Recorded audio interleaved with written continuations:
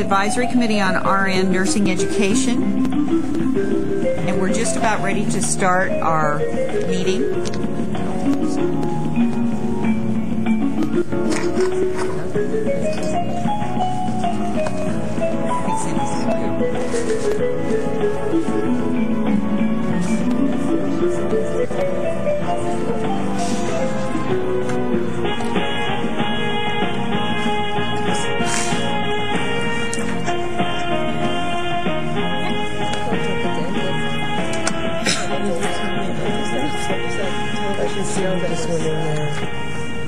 Pop rock or something. There. Okay.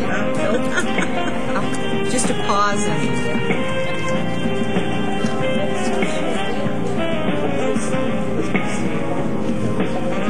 Hill Street Blues? The one you did that was singing and dancing. It was Okay, there. singing All and right. dancing. Here we are. Okay. We have a couple of housekeeping things. I'll call the meeting to order now. Ed Russell is not with us today, and he has resigned his position because he has had to move out of the state. His term was up in March of '09, so we probably will not replace him until that time. So we'll have a roll call of members to see that everybody is here. Peggy Alland. Here. Patricia Allen. Here. Barbara Cordell. Here. Eileen Curl. Here. Regina Jones-Johnson is not here right now. Josefina Lujan. Here. Beth Mancini. Here. Anna Dici. Here. Deborah Simmons is not here. And Mary Beth Thomas is not here, but Janet Hooper is here representing the Texas Board of Nursing, and I am here. And Chris and Donna are here, so I guess we're all here. Are there any members who are attending by telephone?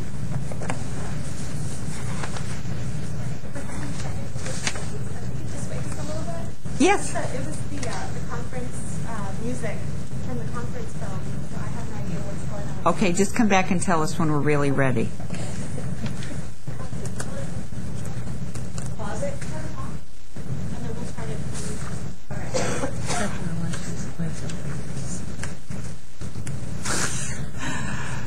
I hate this stuff. Technology's great when it works, but Well, the old days, people came to meetings. Right. If you weren't there, you didn't get to learn anything. We could at least do it passing our money. oh yeah, there you go. Yeah. Let's just pedestrian show. Chris will. Oh, Chris and Donna will The only thing take your that money. only we can do. On the line, they don't have to pay for lunch. Right. I'm so sorry, Donna. Yeah. Obviously, I will remind everyone that you need to be sure and say who you are when you speak, so the person who's taking the minutes and the people who are listening to us will know who's talking. Because if we don't, the person who's taking the minutes will be asking me, who is this? Sound like somebody connecting. It was a I don't know if that little buzz means we're on.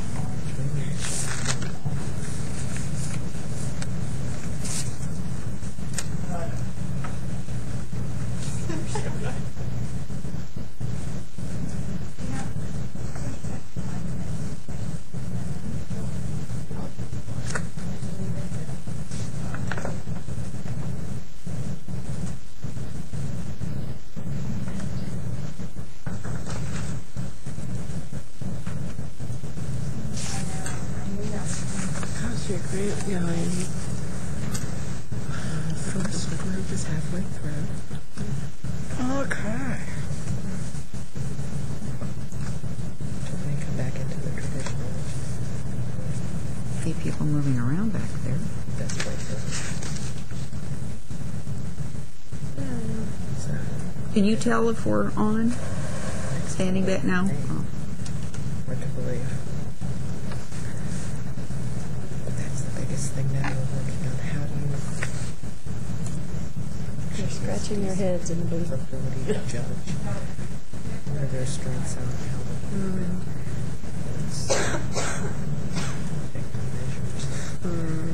the health No, you have it on. What's wrong? I thought this was such an easy thing for them to do. Successful. I'm a technical myself. Just started it last year. Give me a pencil and a piece of they paper don't learn and how to I'm do it, happy. 'cause then they'll Just come like get more you like a to little fix it. pilot group last See, I'm year. all for chalkboards. So something we're going to be looking at.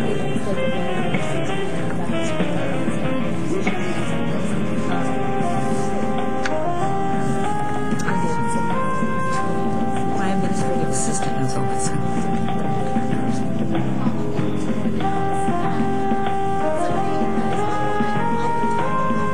Has their phone on her, but that's not our music. That's their music. Oh. Someone who has called in to listen to us has put us on hold, and we are now listening to your music and can't proceed. So we would appreciate very much if you would take us off of hold, and then we can proceed with our...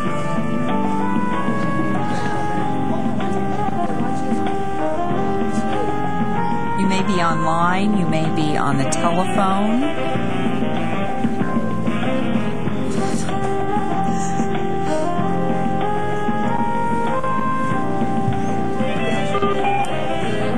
Something else.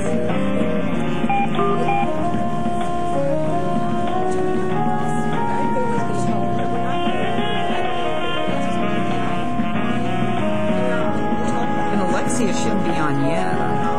It could be your secretary.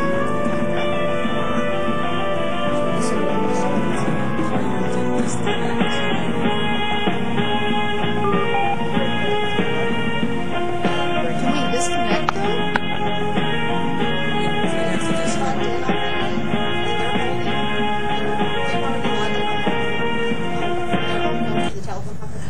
There we go. Yes. There. Hello? Is anyone there? Well, we will proceed since we don't have music, so we have called the roll. Just another reminder for anyone that's listening to us either on web or via the telephone. If you do speak and participate, we would appreciate your identifying who you are. We have 3 visitors here with us, and I would appreciate if they would introduce themselves. Suzanne Pickens with the Texas Center for Nursing Workforce Studies. Suzanne? I'm Mary Jane Hamilton. I'm with Texas A&M University Corpus Christi. Mary Jane? Donna Walls from Texas Women's University out of Dallas. Donna, thank you. We appreciate you coming. Committee members, you have several pieces of material. You have a copy of the agenda, minutes from the August 15th meeting that were sent to you previously, a one-page copy of the curriculum model report, your copy of the report, the full report as it was approved by the coordinating board in October, a draft of the Texas Nursing Our Future Depends on It, the Texas team report that Alexia is going to talk about, and also an updated roster of committee members. People have changed their email addresses and contact information, so we have an updated roster for everyone so we can get in contact with people, because I've been sending an email to someone else at MD Anderson, I realized. If you will look at the minutes from August 15th, are there any corrections to those minutes?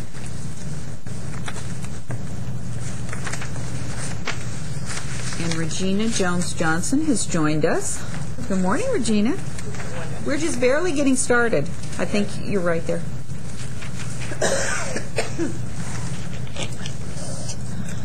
If there are no corrections, is there a motion to accept the minutes as distributed? Leanne, this is Anna. I did find one little tiny thing. I'm like 3 pages back and about a few 7 or 8 lines down. It's collaborate instead of collaborative. And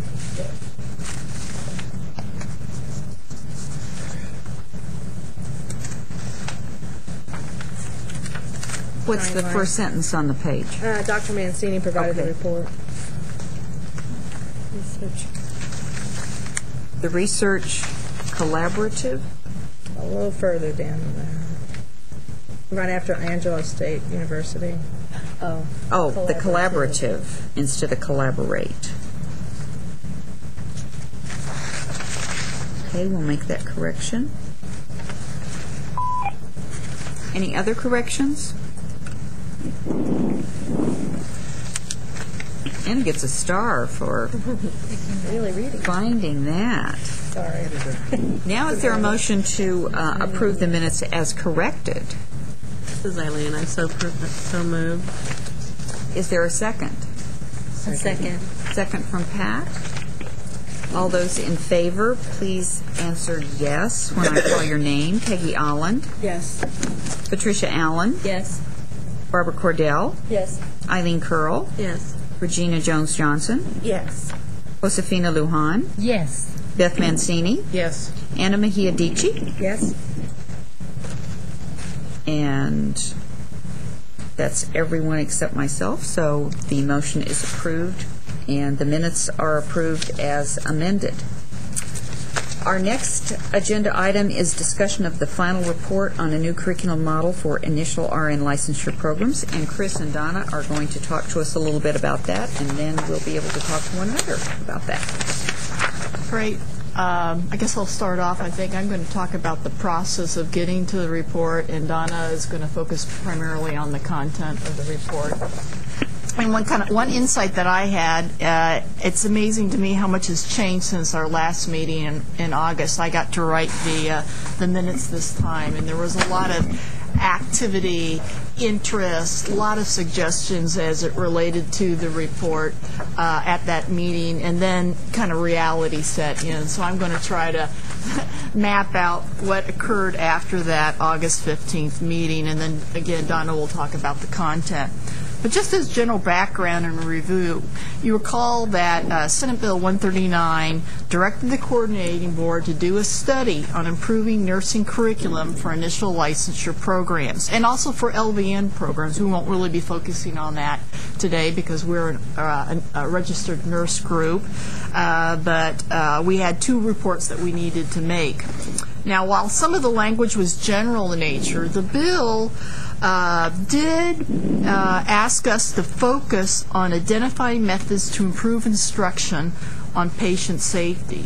The bill also specified that the report to the legislature was due in December, which meant for us, the coordinating board, that we had to have it to our board in October and at a discussion at a subcommittee meeting of the board in September. So when you do the math based on when the bill was finally signed by the governor and to the point where we had to submit it for our board's committee's consideration, that was a fairly rigorous timeline. And for that reason and for a number of other reasons, the board chose to hire external consultants to conduct the study and prepare the report. And as part of their charge, the consultants were to develop a new curriculum model in a 4-phase consulting project that would extend into 2009. And a curriculum framework, which is sort of the building blocks to a new curriculum model, was phase 1 of the plan and would constitute the report that would be submitted to the legislature in December and be considered by our committee meeting in September and at the board's meeting in October to the legislature in December. Anyway, fast forward to the August 15th committee meeting. At our last meeting on August 15th, the committee reviewed an initial draft of the consultant's report on the curriculum framework. Members also reviewed, as you recall, an alternate outline for the report that was developed by a subgroup of the committee prior to the meeting. So during the meeting, ACORN members were actively involved in helping to identify areas of improvement for the report outline and for the draft report that was submitted by the consultant. And the members gave feedback to the consultant on the draft report and approved a revised outline for the report at that August 15th meeting. Now, after the meeting, the consultants had roughly about 10 days to make those changes to the draft report and submit it to the board by their contractual deadline. When they submitted it, it was very similar to the report that the committee had initially reviewed on August 15th. Consequently, we kind of determined it to be really unsuitable for purposes of submitting it to the legislature. Let me just digress here by saying that sometimes when we have subject experts writing for us, we have difficulty translating what they've done so the legislature can understand it. If you've ever worked with the legislature, they have a hard idea understanding what a registered nurse is, or the difference between a registered nurse and an LVN nurse, or an advanced practice nurse. I mean, these things are not generally known to the general public, and the legislature are members of the general public. And so what they had submitted was not really something that I think a legislator would understand. Certainly our board are members of the public as well, not necessarily trained in health education. And so we had to enact a contingency plan that we discussed at this meeting, where a subcommittee of ACORN members would meet and begin to construct a new report based on that approved outline that was approved at the August 15th meeting. And that ad hoc committee consisted of Leanne, Anna Medici, Beth Mancini, Robin Wilson, who represented the Board of Nursing, and Deborah Simmons of MD Anderson. And at that meeting, each member agreed to take different sections of the report and the committee's approved outline and worked on them independently. We eventually combined those individual efforts and then went through a series of what I would call brain-numbing drafts. It was one of the hardest things I've actually participated in, and so all I can say is thank you very much for all the expert registered nurses in this room who worked on that report, because I think what we ended up with was something that the legislature can understand. What it doesn't provide as a final product is something that's satisfying to the nursing expert. Again, we have to write at a level of comprehension for a generalist like a legislature. But again, it was written for the legislature. It outlines the components of a curriculum framework that focuses both on the quality of instruction, that's linked primarily to patient safety issues, and also, as we discussed, quantitative issues of instruction. We can't ignore the fact that we might have the best prepared nurse, but if we don't have enough of them, we're still going to have patient safety issues. So a lot of what we discussed that Donna's going to go into now talks about linking curriculum to both patient safety issues and increasing enrollments and graduation rates through curriculum redesign. So you have in front of you the reports. The pink report is the new curriculum model for initial licensure programs. And because of Senate Bill 139, what remained in the report was to address what was required, and that was a study of curriculum and the safety components. So the curriculum framework is still in the report, and that's based on the Institute of Medicine's competencies after reviewing the consultants and the committee reviewed, scanned the literature, looked at what other states were doing, looked at the latest safety science that's out there, and still the IOM competencies were thought to be the best framework for the initial licensure program. So the five conceptual components of the framework, from the quality chasm reports, the patient-centered care, interdisciplinary team, evidence-based practice, quality improvements, and information technology remain in the report as a conceptual framework.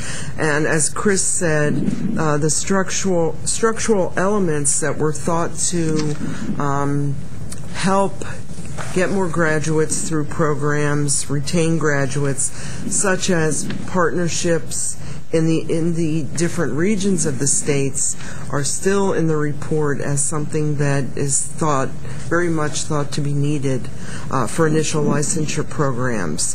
Regionalization. I've asked Chris to talk a little bit about how she perceives the whole regionalization concept to be played out. Right. I think that was something that actually came out of the ACORN subcommittee. Maybe it was Beth and Anna's idea that we originally had the idea of a common curriculum across the state. And what we recognized was so much synergy in different regions of the state that made the application of curricula different and unique in those regions. And of course there are obviously some differences within the regions themselves, but that we thought we needed to focus on what had been accomplished in those different regions when applying maybe a new curriculum design. And so the idea is to muster best practices within different regions and adapt a new curriculum model to those best practices. And this concept of regionalization, that is focusing within regions rather than the state or at large, or maybe at a very narrow community level, is a concept that you're going to be hearing about later today in a report from Lexia Green dealing with the strategic plan for the state of Texas to build capacity. Anna or Beth, do you have any thoughts on that, on the regional development of that? Because I think you had helped move that concept forward as we were building on the report from the consultants.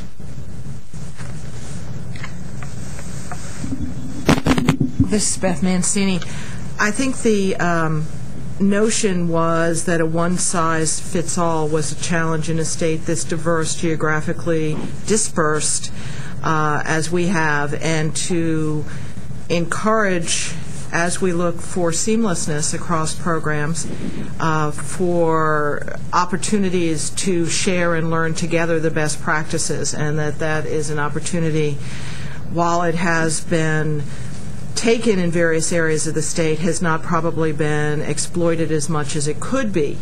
And so as a notion, as opposed to a generic distribution model, to say how could we encourage and facilitate schools coming together to learn and share their resources and be more efficient and effective. So Anna, do you have more to add? Yeah, this is Anna. Yeah, I think I was reacting in large part to a lot of Beth's comments as we were working on the draft about not losing the traction and innovations that have happened in different partnerships and regions of the state as we try to raise the level of a curriculum model. And I think there's also a lot of differences too in terms of resources for clinical rotations and all that sort of thing, simulation capacity in different areas that mean that having some leeway there on a regional level might be meaningful in terms of implementing an approach. So I think regionalization is using neighboring schools' resources and building in efficiencies and building capacity based on those efficiencies. And this is a concept I think that could be part of implementing any new curriculum models that we would like in the state, and also build capacity in a variety of other efforts related to nursing education. And again, we'll be talking about that a little bit later, around 11:30. Josie from Tech. One question. Would the regionalization of the curriculum be the first step for the statewide curriculum? Or is it the intent of the reporting entities to say that at this point regionalization is enough? We may or may not move to a statewide curriculum. I think what we would like to come out of this, you're getting a little ahead of us because we're really asking for the legislature's direction on what to do with these proposed subsequent phases to this curriculum development. But the idea is that we would have, I think, a fairly vanilla curriculum model with content, and that will allow the regions to work, the schools within specific regions to work in adapting it to their best practices, which may modify it slightly, a lot focused particularly on methodologies of delivering curriculum. And so there might be variations within that. But I think the idea is, as it's laid out in this report, is that we would start with a standard curriculum model and then allow schools to adapt it to their best practices and needs and unique characteristics within their regions. Then, I'm sorry, but again, and correct me, but I need a little clarity on this. How is that different from what we presently have? Well, I don't think we have a standard curriculum model. Well, according to Texas Board of Nursing, there is specific content that has to be covered. And see, my question, how does this build on that, or does it? Well, I would say that we're looking for a common sequencing of courses, which we don't have. We could be looking at new prerequisites that are more standard, new admission standards, more uniformity about that. And in allowing for that more uniformity, we will be building in more efficiencies. Now, some people are concerned that by having the standard curriculum, we're not allowing for initiatives that might improve nursing curriculum in the future, and that's why we built in the best practices concepts at the regional level. We don't want to lower the standards of high-performing schools. We want to possibly raise those schools that are having difficulty graduating students, passing the licensure exam, and actually producing maybe nurses that aren't quite in touch with some of the current requirements of practicing nurses. And I think that the Board of Nursing has very, very broad concepts that they require us to teach. They really allow lots and lots of latitude. That's good, it's bad, it's good, it's bad. But it's very broad-based. It's very, if you compare that with what particularly VN schools have, there's like night and day difference between prescription. This is Eileen. I just want to speak as ACE chair for the Board of Nursing that we are re-looking at the DELCs, and so we're going to be coming out with something new, hopefully a year from now. But I think Josie raises a good question about in the regulations, the concepts are very broad, and Leanna's right, but in the DELCs there's a lot more specificity. So I think looking to make sure that there's truly a good crosswalk between what we have right now. We can't project what we're going to have in the future, but I think it'd probably be good to look at this curriculum model and see how does it integrate everything that's in the DELCs at this point.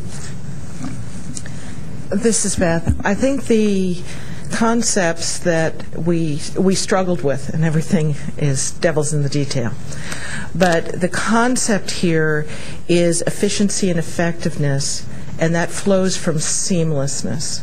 Seamlessness for students if they transfer between courses, staying within a program such as pre-licensure but moving from school to school. Seamlessness from an application process, and you know we have a number of programs in the state through the innovation grants that are looking at common portals. whether we've looked at, the deans and directors have looked at various prerequisite courses. We've looked at the ability as a student moves from ADN to BSN, the critical need for them to learn, to experience and have the education that's necessary to move them to the next level, but not to spend a lot of time in doing repeat learning. Reinforcement is a good thing. Repeating things that are not good things. I think that the intent here, and that's why regionalization became an important construct to put in, was to say, how can we cause this to happen? And that's a challenge, because we are not 92, is that the correct number? 94, sorry, 94 nursing schools strong in this state. We have 92 different nursing schools in this state. And how can we allow, and there is a great deal of dynamic tension in this, let's be honest about that, between how you can encourage innovation, encourage the uniquenesses of a region and a particular school and the facilities and resources they have available to them, and still create efficiency and improve everyone in an effective manner. So, that said, I think your questions, Josie, are very important. How do they differ? How do we go from where we are to some future state where seamlessness, efficiency, and effectiveness are there, without saying it doesn't matter who you are or what you are, you just deliver it in this way? That's why the proposal says to bring together groups to talk about this and understand how it works. But the languaging we hoped would be in here, and I'm sure anything can be improved, but the languaging as it went forward was to be open in saying we're going to bring the groups together, create that together, and hopefully not become so lockstepped that we cannot have innovation, that we come to the median as opposed to bringing everyone to a higher level and allowing for the uniquenesses. So just as a summary statement, I appreciate and actually have similar concerns, which I am more than willing to express, is it's going to be how we do this that matters. We can do this very well, and Texas has a history of doing these things very well. Or we could become very lockstep, and that would be something I don't think anybody in this room wants to encourage.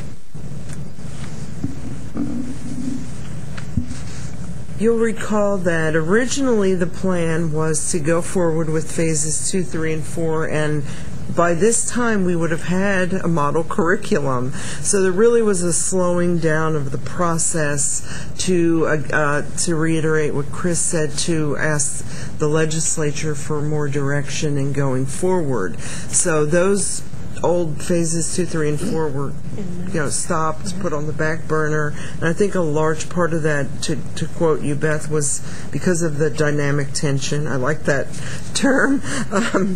That exists as far as the whole concept of a model curriculum. So outlined in the report are additional proposed phases that would include the coordinating board expanding the framework into a new curriculum model or models that would have, like was already discussed, standard prerequisites, course descriptions, recommended sequence of courses, and recommended methodologies.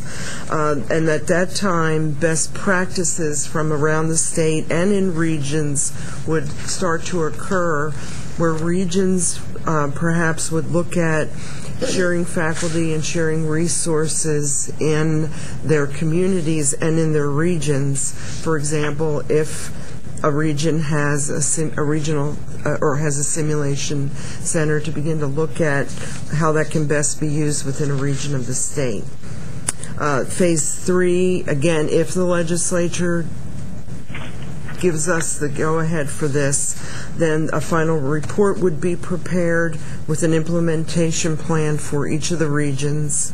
And then phase 4 would be actually piloting the new curriculum models in the 6 regions of the state with an estimated cost of $15 million. And throughout the process, this committee would serve as a steering committee during the pilot phase. Pilot funding for individual pilots of programs within the regions. I think it's estimated that there would be 48 schools participating in the pilots in 6 regions. Yes. And of course, whether we would get that $15 million, and as times are now, is, we're not quite sure whether that would happen. And of course, I think one thing we'd like to discuss today is, what's the next step in this? But I think the takeaway message is that we originally wanted to move ahead with the curriculum model. So there would be a draft available for consideration maybe beginning of 2009, and that has been postponed. We're looking for more direction from the legislature in moving this idea forward. And but many of the themes that that are included in this report about assessing the resources within different regions, working collectively, and developing some of these seamless transitions between programs and among levels of nursing education, and fostering really strong partnerships with other hospitals and with other nursing programs. All of that you're going to hear more and more about today in terms of some of the initiatives that other groups are working on in nursing. And let me also just thank everyone for working on this report. Oh, you had a question, Regina, but let me, before I forget, I especially want to thank Anna Mejia-Dici for her work on this report. We sat in small rooms and struggled over language, trying to make everyone happy, trying to deliver the report on time. And it was hard work. It was hard work for me, but it was not so hard that I had a very good-humored colleague working with me on this, and I really want to thank her for that particularly. And everyone needs to recognize how much this took for Chris to do as well. She really had a humongous task in the midst of a big job already. So it was a pleasure. This is Regina. Chris, you and Donna both mentioned that what this committee will be looking at is more direction from the legislature. We at this table, this committee, are experts in the area, so what exactly are you expecting the legislature to give us more direction in? I think we want them to tell us this is an effort they want us to work on, and part of that would be in giving us money to do that. I mean, obviously, if we're looking at developing some of the concepts in this document on a regional level, it's going to turning people on their heads. I mean, a lot of the costs that Oregon absorbed in developing their model, which a lot of this is based on because they're one of the leaders in this kind of concept, cost,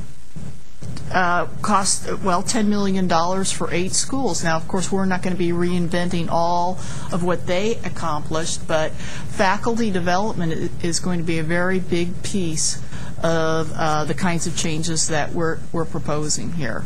And that doesn't come cheaply. I don't think your schools would necessarily easily absorb those costs, although Oregon financed all of its curriculum redesign on in-kind contributions and federal grants, which surprised me. And I didn't necessarily want to make that public in the report because there's always an advantage in being first because people are excited about new initiatives, and we would be coming on the tail end of what types of research they've done in developing this model, so we can't necessarily expect that level of support from external sources other than maybe the state legislature. So we want them to tell us it's a priority, And if it's not a priority, we could be working towards, say, seamless transition in other ways that maybe aren't done in such a short amount of time or systematically across the state. But at this point, we feel we need that support in order to move ahead with this project. But again, we could do it piecemeal through other initiatives, and I think what Alexi is going to talk about around 11:30 has a lot of the components that we've discussed in this report and could be done with or without more financial support, but maybe in a less systematic sort of way. You know, this is Pat Allen. I'd like to compliment the subgroup of the subgroup, or whatever you all throw, the advisory to the, whatever the new term for that group is, on especially the part on current challenges and how you were able to break that down for the legislators and for the public to read, because the challenges to nursing are huge, and you just did a great job at that. And then pulling out the structural elements, I think, makes this much more logical to not only nursing schools but to the public who's reading it. So those two pieces, I just want to congratulate you all. Did a great job on the whole report. Yes, if I may add, this is Josie from Tech. In relation to funding an initiative like this, we just had Legislative Day in El Paso for the upcoming legislation, and the interest is so great in our region that we have some type of common, if not completely, some type of common curriculum in our region is so great that we actually had some of the for-profit stakeholders state that they would not be totally adverse to a provider tax to help finance this type of activity. Wow. Because they feel that curriculum is that important. So when we brought up, well, who's going to pay for us to get our curriculum, to have some consistency or some structure between schools? And we had a couple of people who said, what about a provider tax? Because it really would be an investment in our own nursing workforce. This is Eileen. Do you see that the request for the $15 million, would that take away money from the nursing shortage program, or are you hoping it would just be an addition? Well, or you hope that, I'm sure. We're just asking for $15 million. How they might give it to us, you know, in many ways they would, and this might be a point of discussion, is try to say, do it with $4 million, do it with the Nursing Innovation Grant money. They're very frugal, those legislators. But as you know, the only thing I can think is it just doom and gloom is that, you know, we have an economic, I wouldn't call it a crisis, but certainly a downturn in this country, and it's going to trickle down to Texas, and how much extra money they'll have for important initiatives like this is certainly questionable, and they're going to have to make some hard choices. So we do have the $4 million that we know of at this point. They could also scrub that as well and put that into other funds, even though it's not general revenue. So there are going to be some hard questions, not hard questions, hard decisions to be made by the legislature this year. We're all going to be fighting for all that extra money, if there is any. Chris, this is Regina. I noticed in one of the reports that we have Representative Donna Howitz on board, who is a registered nurse, and she's an advocate for nursing. I think that we also need to get Susan King involved, who is a representative as well, so that we're covering kind of more than one district, one congressional district. Susan King is also a registered nurse, and she's an advocate for nursing, and she's a Republican, and she has worked with Donna Howard in the past. So we not only get the Democratic side, but we also get the Republican side. Okay, great. And from El Paso, this is Josie. It's Elliot Shapley.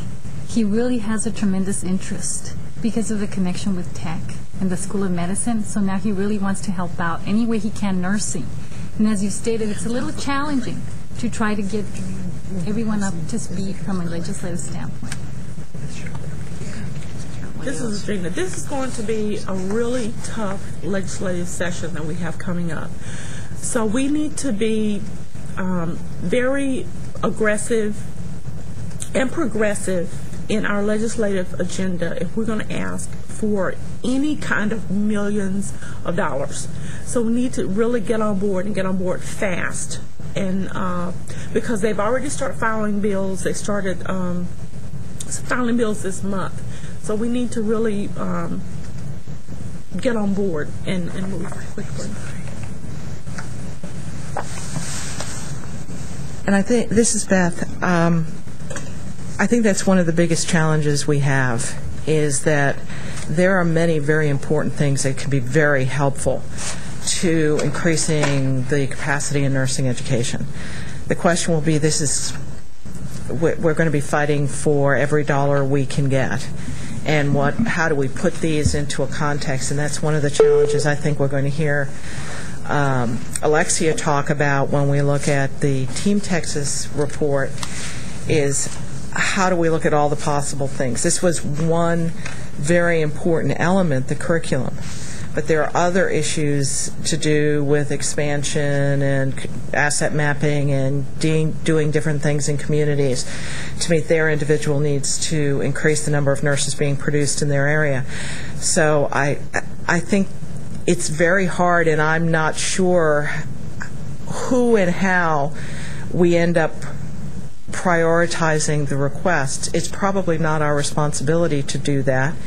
But that is a really difficult part, because when you talk about this as an issue, as a situation, this report, and you only look at it in its own, then you can say, okay, this is value. How does it compare to all the other things being offered, which was your comment? I'm not sure how we do that, but the truth is it will end up competing.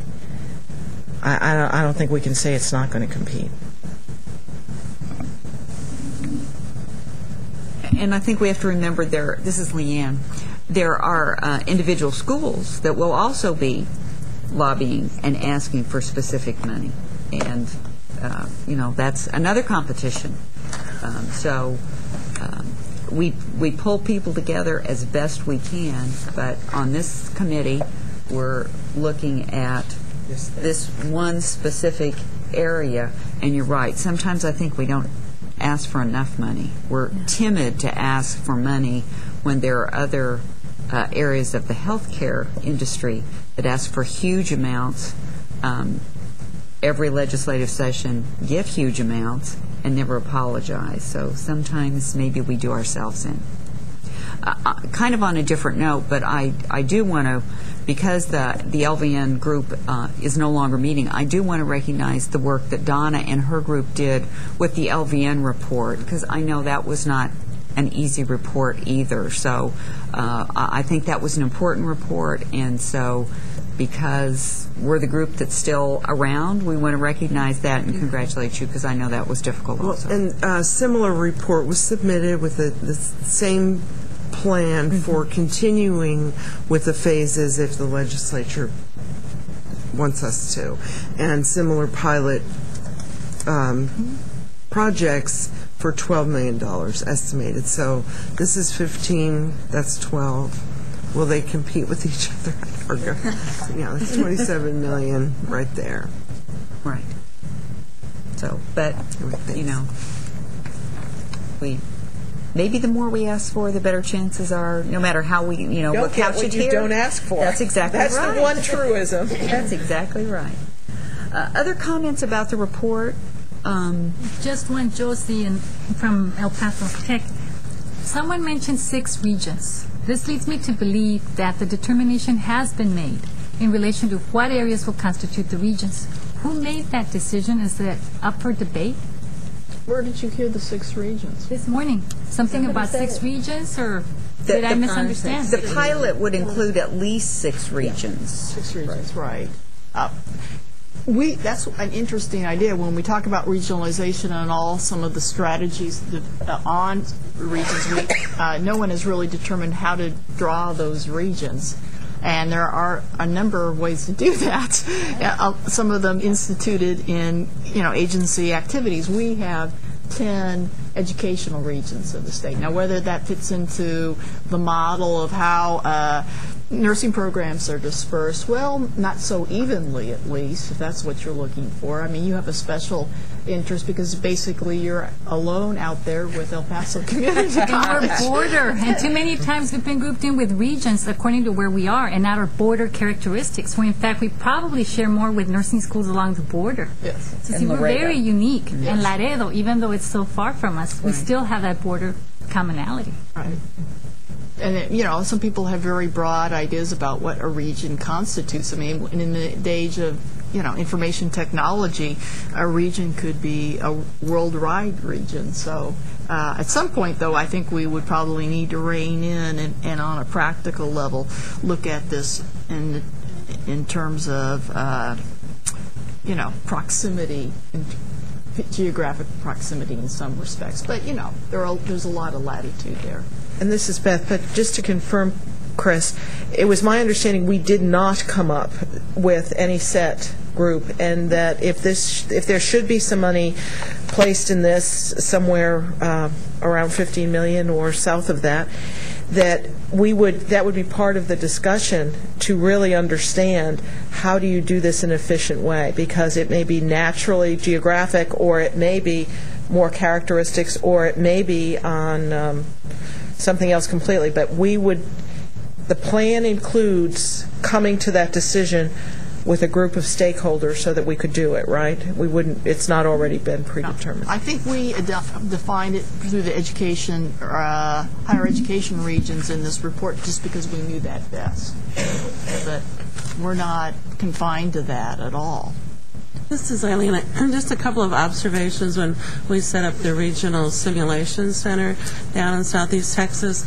And one of the challenges we had to maintain that after the grant was over was, as far as the equipment themselves, was really how to fund the replacement costs and things, because the community colleges said they really had no way of capturing additional funds to cover that in their structure. So it became obvious very early on that there has to be some kind of structure, financial changes in the structure of funding probably to make things work.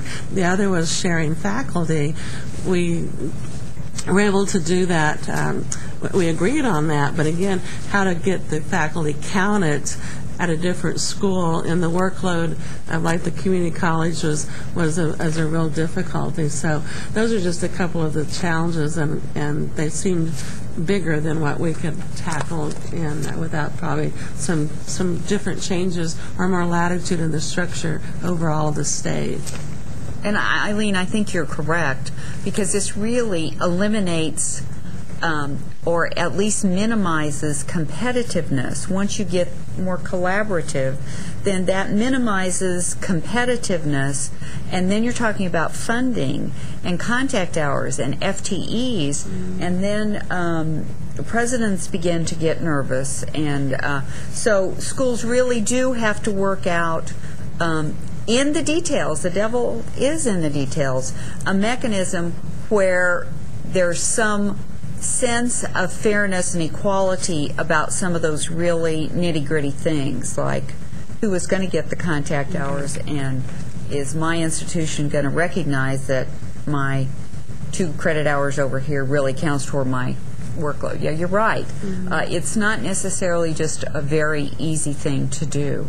And really this is Eileen, needing buy-in at that provost level or presidential level to make that happen. Right. And state funding formulas, I guess. And really having a collaborative basis, a collaborative basis. And our system is set up to make everything somewhat competitive. And this is Pat, just to throw another piece in there. We're doing a fair amount of this regionalization out in West Texas, and the intellectual property rights has been a big interference. And our general counsel is the problem, not nursing, but the lawyers have been our stumbling block. So that's something I don't think nursing's ever dealt with before, and it's been huge for us. And it's so time-consuming. Oh, yeah. It is just so time-consuming. Other comments? One of the things that we really didn't talk about today, and maybe this is just not an issue anymore, is I think sometimes it is perceived that because there's a workforce education course manual at the community college level, that means that community colleges have a common curriculum, and that is not the case at all. Now, Peggy, you're at Tomball? Kingwood. Oh, you're at Kingwood. So students really can't transfer from Kingwood to Victoria, but they could from North Harris, because both those programs are more or less integrated programs, so there's a lot of match there. But I think we need to remember that, because we think, oh, well, we only have to work with universities because community colleges already have a common curriculum, but that is not the case at all. We really don't. Barbara and I can't share hardly anything the way we're set up now, so it really is for every school, not just the universities. One of the things that occurred during the formulation of this report was there was a survey regarding IOM competencies and how individual schools have implemented them. The survey was not a comprehensive survey, but kind of one of those quick and dirty surveys to get some information so the consultants could move along with at least base data. Is there any sense of whether that, based on what we've developed, has been developed in this final report, is there a sense that we would want to find out more about schools and their understanding and implementation of IOM competencies, or is that a relevant point?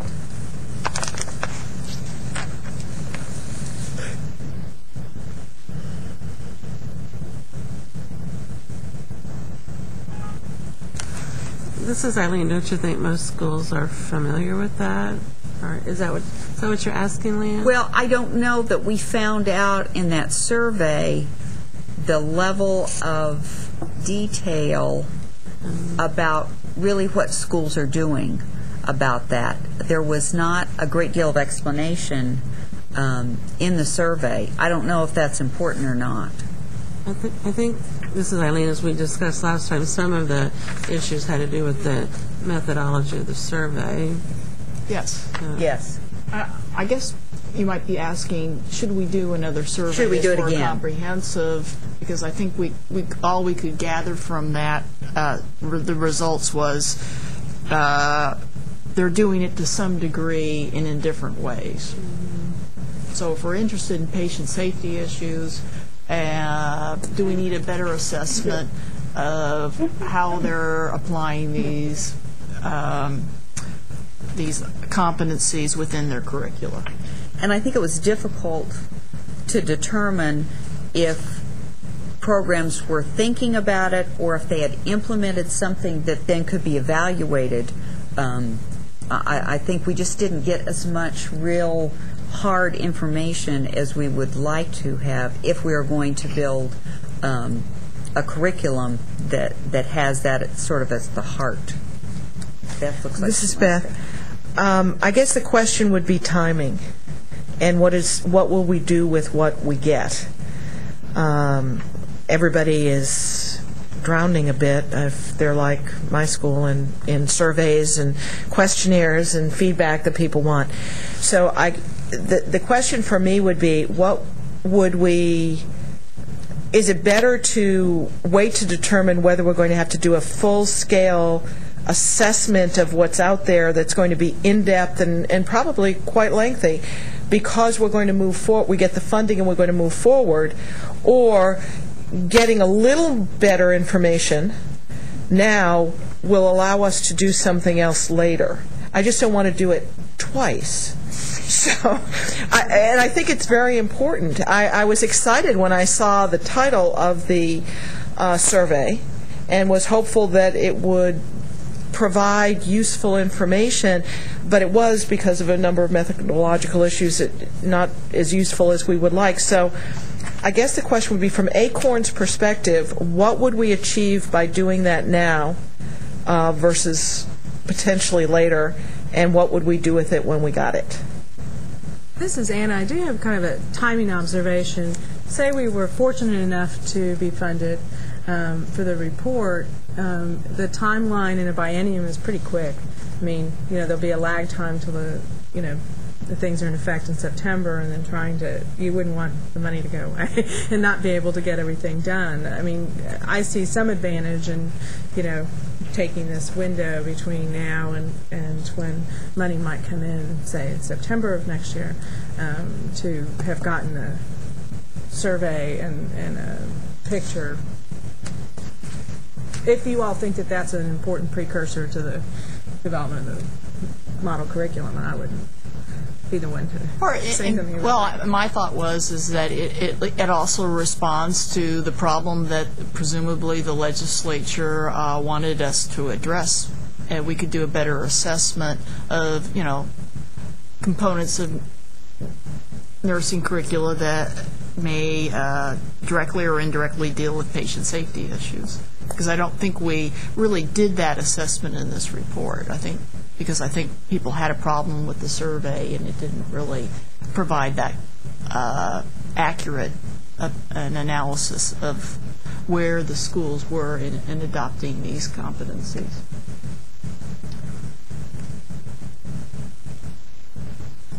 So Beth looks tired. I'm just saying, what can we do? What else can we do to respond to the legislature's concern?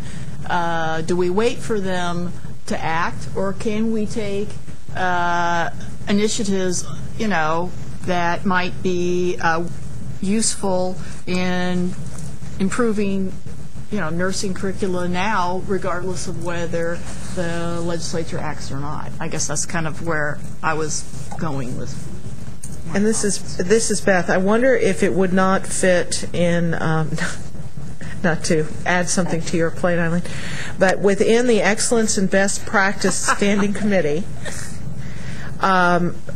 if we were to accept the notion, and I for one would, that patient safety, IOM competency, the work of CUSIN and others, to try to do that in nursing education is an important piece of excellence and best practices. And getting some solid information on the penetration that these concepts have had into schools in Texas, understanding where we may be able to identify best practices regardless of funding for this or any other initiative, could well be a good thing for us to do, and might then fit into future innovative grants if that's all we have. Or I'm just trying to say, to Anna's point, it almost doesn't matter whether this gets funded or not if this is that important. We did get direction from the legislature. The patient safety was an important characteristic. And so if we unbundle it from that, be cognizant of the temporal sequencing of things, but maybe we do it within that notion, in that committee. This is Eileen. Well, we'll swap an objective with you. You don't take one on unless you get one off your list. Is that it? We have a research related one. I'd be open to that. I'd be open to a trade. Okay. We actually are going to be doing a survey, and I was smiling at Pat because she and another one of our subcommittee members is leading the survey, and this is more about benchmarks and looking at areas of distinction and what do nursing programs feel are indicators of that we could then turn into benchmarks. So it's not truly a totally separate issue. I mean, they do dovetail somewhat. So, Pat, what do you think? I think we could. It's Bonnie Higgins and I are doing that. Bonnie, okay, thank you. And so I could talk to Bonnie, and we could put some of those pieces in. I think if all of you have looked at Carol Kenner's book, their book has a survey in the back of it about how much you really think you know that you should take before you read the book. And our faculty took that and performed it less than where we wanted to be. I didn't say. But where we wanted to be, and it was very, very helpful. So we could take something like that and put it into the tool with her permission. The other thing, this is Eileen, I think where patient safety will come out a great deal is looking at Jan here with the Board of Nursing, because the new regulations, 214 and 215, certainly have patient safety threaded throughout a lot more. And as we look at the revising the DELCs, one of the things that we are mapping, in fact, it is Diane Moy and myself that are supposed to be doing that component, is with the IOM. Do you want to say more, Jan? Yes, I wanted to say a few things along the way, but this is Jan Hooper. The big emphasis that will be put in the DELCs and the revision is patient safety, and of course that's the mission of our board. And it seems like we're all working on fringes of the same thing, doesn't it? That in thinking about our rules about education, most of the things that we're requiring in the curriculum are based around patient safety, and of course we want to see the major areas of nursing practice covered in the curriculum with clinical practice for those areas too. And then we have various concepts related to patient safety and professionalism that we want to see in curriculum. But we don't give a sequence of courses. We don't say these prerequisites or those courses are given order. We really leave that to the programs to design their own curriculum with those outcomes in mind. And I think the DELCs now are going to move to more of an outcome base rather than a competency base. We're talking about those definitions. So as we're looking at programs and meeting those safety outcomes, there are many ways to get to those outcomes. Last year we were charged with a task of developing a statewide model for an innovation for nursing programs to increase enrollments. And as we gave this a lot of thought, we realized that the programs are so different in different areas with different resources and a different student group. So we felt that it was the appropriate thing to allow programs to design their own innovative models that would work in their communities with their partnerships. And we've been very pleasantly surprised with the wonderful things that programs have done. Thanks, Jan. Just for a point of clarification, this is Eileen, understanding that what you're interested in is the faculty's use of IOM in the curriculum and their understanding of it, or I just want to make sure we're really clear on what you want to have surveyed about IOM. Yes. To me, that's it. I think first, what does the faculty understand about it, and what has taken place to make any implementation? Are they looking at implementing anything differently in their curriculum based on their understanding of? So now and in the future. Yes. And if they're doing something now, have they had any results, positive or negative, about it?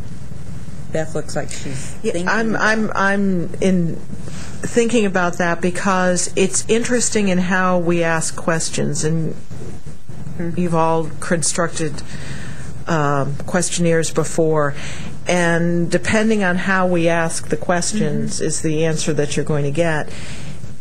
What I think Pat's experience is the answer to the questions the faculty would say is, of course they're teaching patient safety. Right. When asked very targeted questions about the application of specific principles now known to be important or recognized as important, you get a different answer. And so I think being very clear about that intent is important. For me, the issue is, can we around this table alone answer that? Currently, we don't have our service provider representative, and are there service providers on your committee? Because that's where this distinction often gets played out. Education will say, of course we do, and service will say, that's not what we see in the product that we initially hire. So can we make sure that we minimize that difference? We can ask Joyce, as the service person on the Excellence Committee overall. She wasn't there yesterday, and unfortunately we didn't volunteer her for anything, I noticed when I... Well, there you go. And that kind of leads me to another question.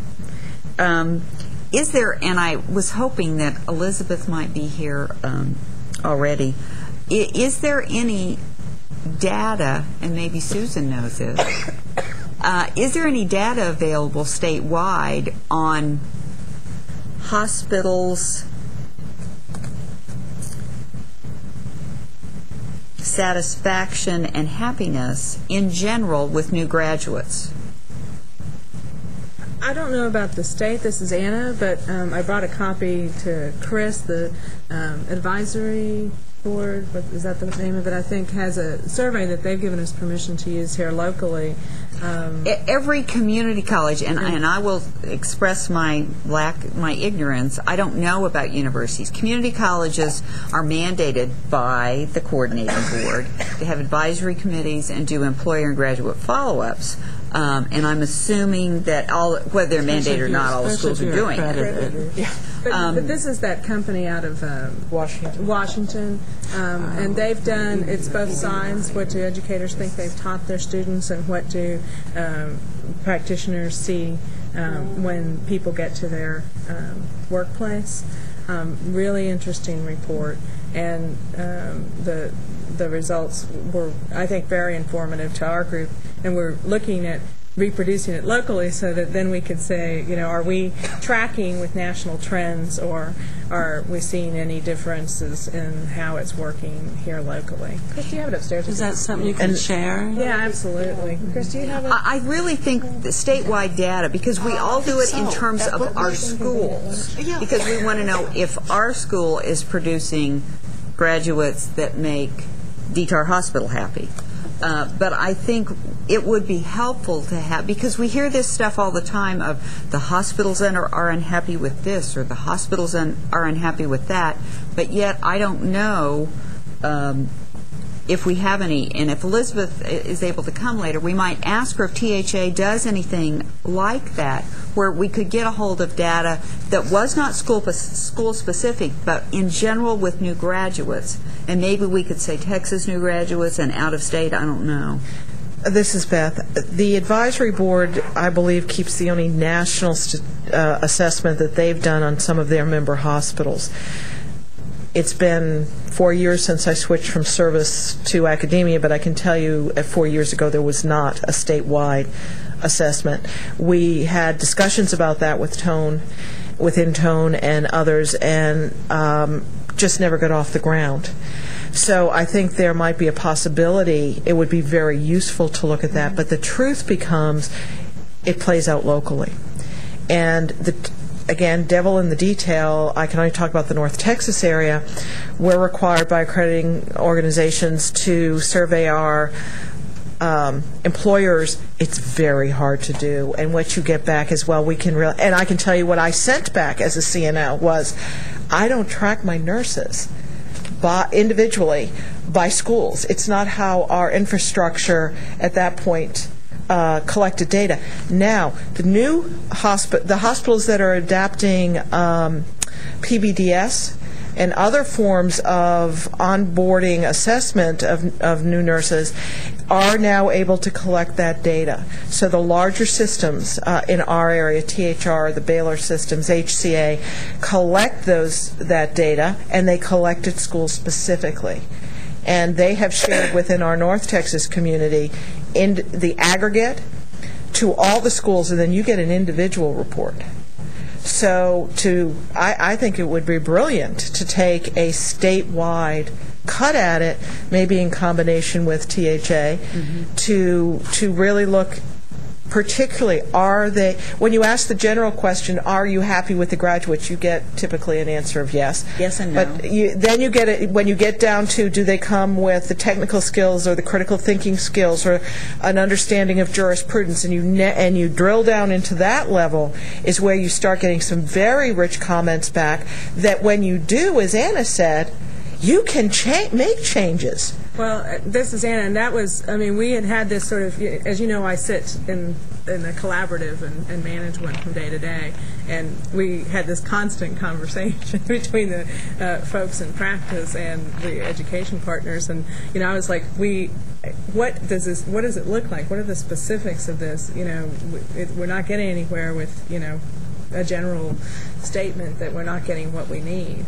And, so I was extraordinarily excited when we found this tool, because it was, I think there's something like 36, 38 competencies or characteristics that they highlighted and sort of have a nice spreadsheet on. And I thought, and people Very well looked at it, presented. and it's well presented, well, sort of laid out. And there's a whole book of recommendations to go with it on best practices around some of the stuff. I thought, well, this is what we've been looking for. I was delighted when they said that we could use it, because it was like, They're very willing to share their stuff. it was a nice tool. So I'm sure we can get copies for this committee. They're very nice about it. Well, we'll kind of put that on the back burner until when Elizabeth... patient safety. Oh, do you mean today? Yeah. I'm sorry. When Elizabeth Soderberg is supposed to be here later this afternoon, so we'll come back and talk a little bit more specifically about that when she gets here. Eileen wants to say something, and then we're going to have just like a 5 or 6 minute break, and then when we come back, Alexia will be on the phone, and we'll be able, and we can, we'll take any more comments after Alexia finishes. This is Eileen. Just 2 brief comments. I wanted to just follow up on what Jan was saying, that ACE is not necessarily looking at competency of new graduates, and I want to clarify that. We certainly are focused on high quality of our graduates. It's just that looking at Benner's work on competence, we certainly know new graduates are not at that level. So it's just looking at how we're defining competency. The second comment is shifting back to the survey that I guess we are doing now. I'll be positive that Pat, Bonnie, and Joyce are working on. Sans Eileen. That I want to make sure that faculty and programs across the state feel like they are contributing to this framework as well.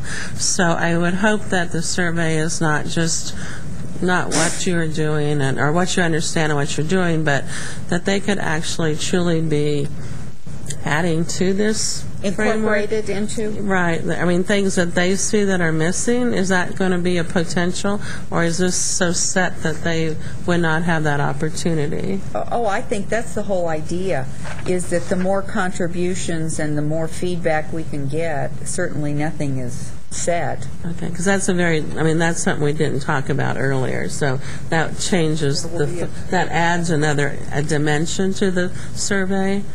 But I don't want to collect the data if they really are not, it's not going to be used. So that's what I'm want to clarify.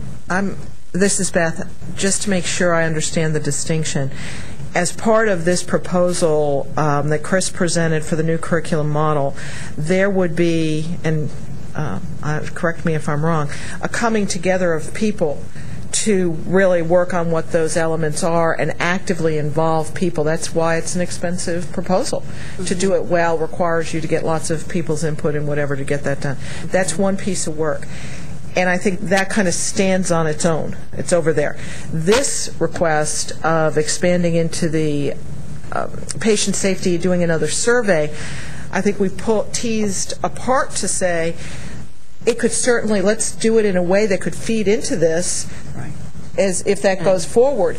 But it would still be fabulous information for us all to have to get better understanding in the state of Texas on what is happening regarding patient safety, because at least at the national level, we would think so. I could speak for North Texas. I think I heard in Austin area and in the Victoria area, we know there's still some, at least articulated, if not only urban legends, that there's a distinction between what's produced and what's needed.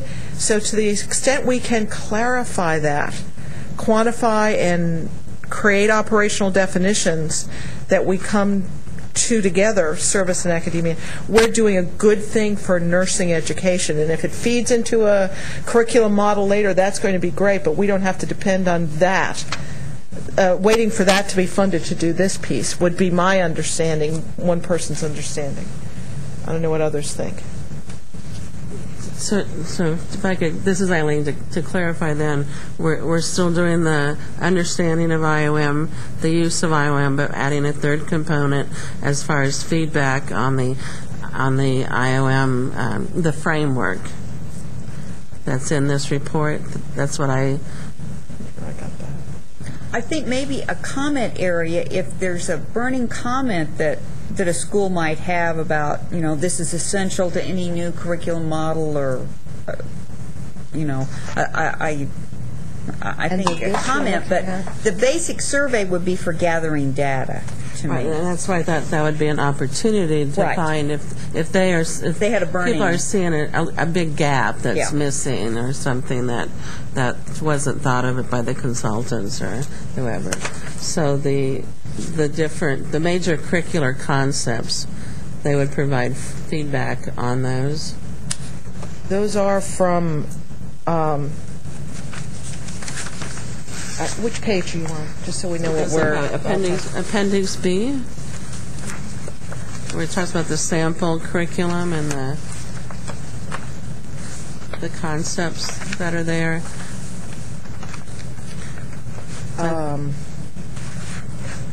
How do you want to explain? I don't think it was the intent of this appendix, and please correct me if I'm wrong, Leanne, that this was what we would propose, what would be proposed for the state of Texas. No. This is an example to try to help the legislators understand how one could take a concept, patient-centered care, and explain it. Because they didn't understand. It was thought that they didn't understand how a concept ends up into a curriculum. But it was not the intent to put this forth as intended.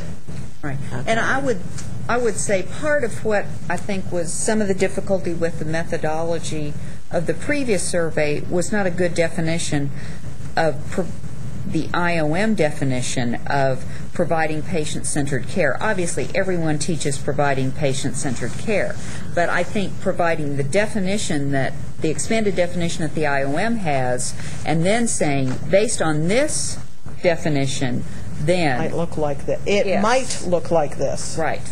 Because I think that was the difficulty. It wasn't... there weren't enough parameters within the survey to say providing patient-centered care is defined in this manner, and how are you implementing that in your program, as opposed to patient-centered care that we all might have a different idea about. We couldn't use the survey data to explicate the concept. Because we didn't have a common frame of reference, I think. Okay. I'm still kind of interested in what Pat talked about, that self-evaluation tool at the end of doctors. You seem to find it valuable. I'm almost thinking, should we get nursing people in a room, have them do the instrument if you thought it was worthy of that kind of attention, and then have a discussion and have things flow from there? I mean, is that a cheap and dirty way of trying? Anna's tool is another way. Another way of a cheap and dirty way of getting things moving in the right direction, rather than creating a new one, sending it out, returning them. We could do this in sort of like an assembly, general assembly style at maybe not a deans and directors, because that's not maybe our best audience, but maybe a conference that at the April conference? At the April conference, possibly. Just a thought. I mean, you seem to think it was valuable, so I'm wondering whether other people could do the same. Donna, what? Well, I'm not sure if based on the results that were obtained the first time by the consultant, I'm not sure if there would be a lot more information, and if it would be worth doing that much work for a subcommittee. Pat's smiling. This is Eileen. I guess I still see that. So we could use the survey for the understanding piece that we were talking about. Do you think that would be appropriate, Pat? Yeah. I haven't looked at that survey that closely. That little, it's like a I know the quiz. book, but I don't. It's a mini don't. quiz in the back of the book. I have to tell you, it was fairly threatening to some of our faculty. Good. Just because they're super high achievers, and they've started arguing with the questions, and there was no argument. So it sounds very much like our students. So I don't know statewide how that would go about, because you do run into people that still haven't heard of the IOM. Yeah, So, I think you're you know, right. I think it's really much That's a more reality. basic. I don't think we can assume when you say IOM, everybody doesn't know what that means. I think you assume something that doesn't exist. I mean, all of us know IOM because we've We're a self-selected group Yes. having this discussion. Absolutely. So is it our intent to understand the depth? That's the question of what level do you want to go to? Do we want to know whether or not, and it also impacts who you send the questionnaire to, a dean, a director, or faculty. Do we want to understand the scope of that? What's the intent? Josie, sorry to interrupt you. We may not know the Institute of Medicine competencies someplace, probably in El Paso, but we do know patient safety. And we know that we're all supposed to be teaching patient safety. So I wish to acknowledge the fact that we have been teaching patient safety before the IOM competency concept ever came out with this.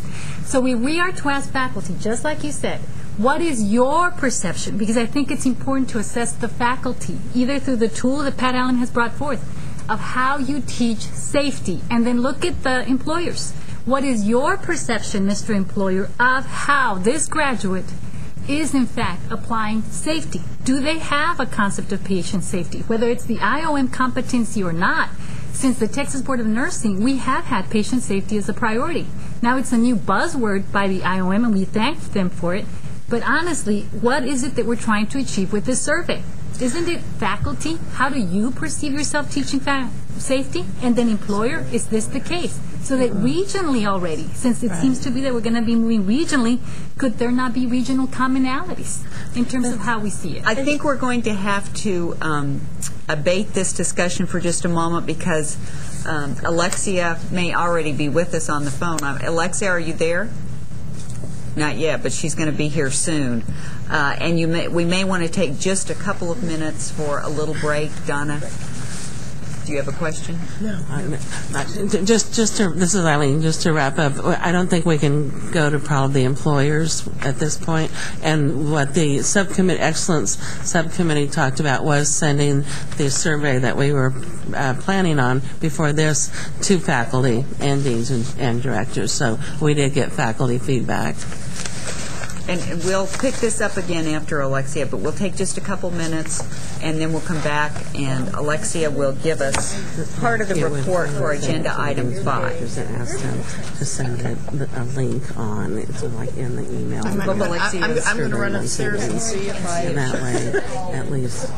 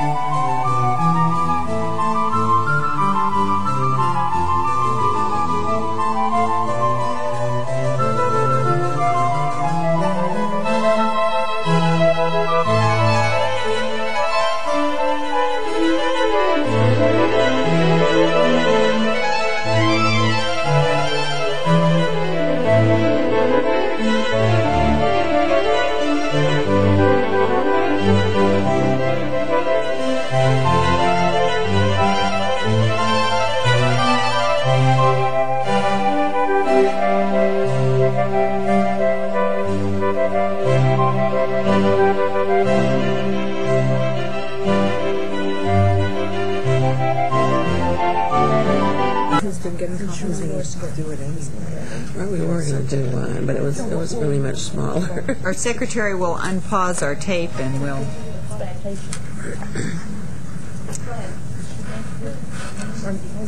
Did you introduce Elizabeth at all? No. How long did you do that? At a minimum, a new graduate. I didn't think we did.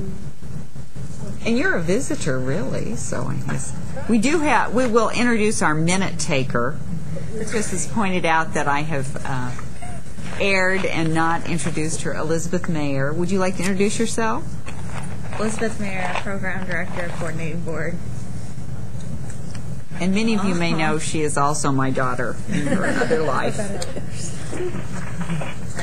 Alexia, we are.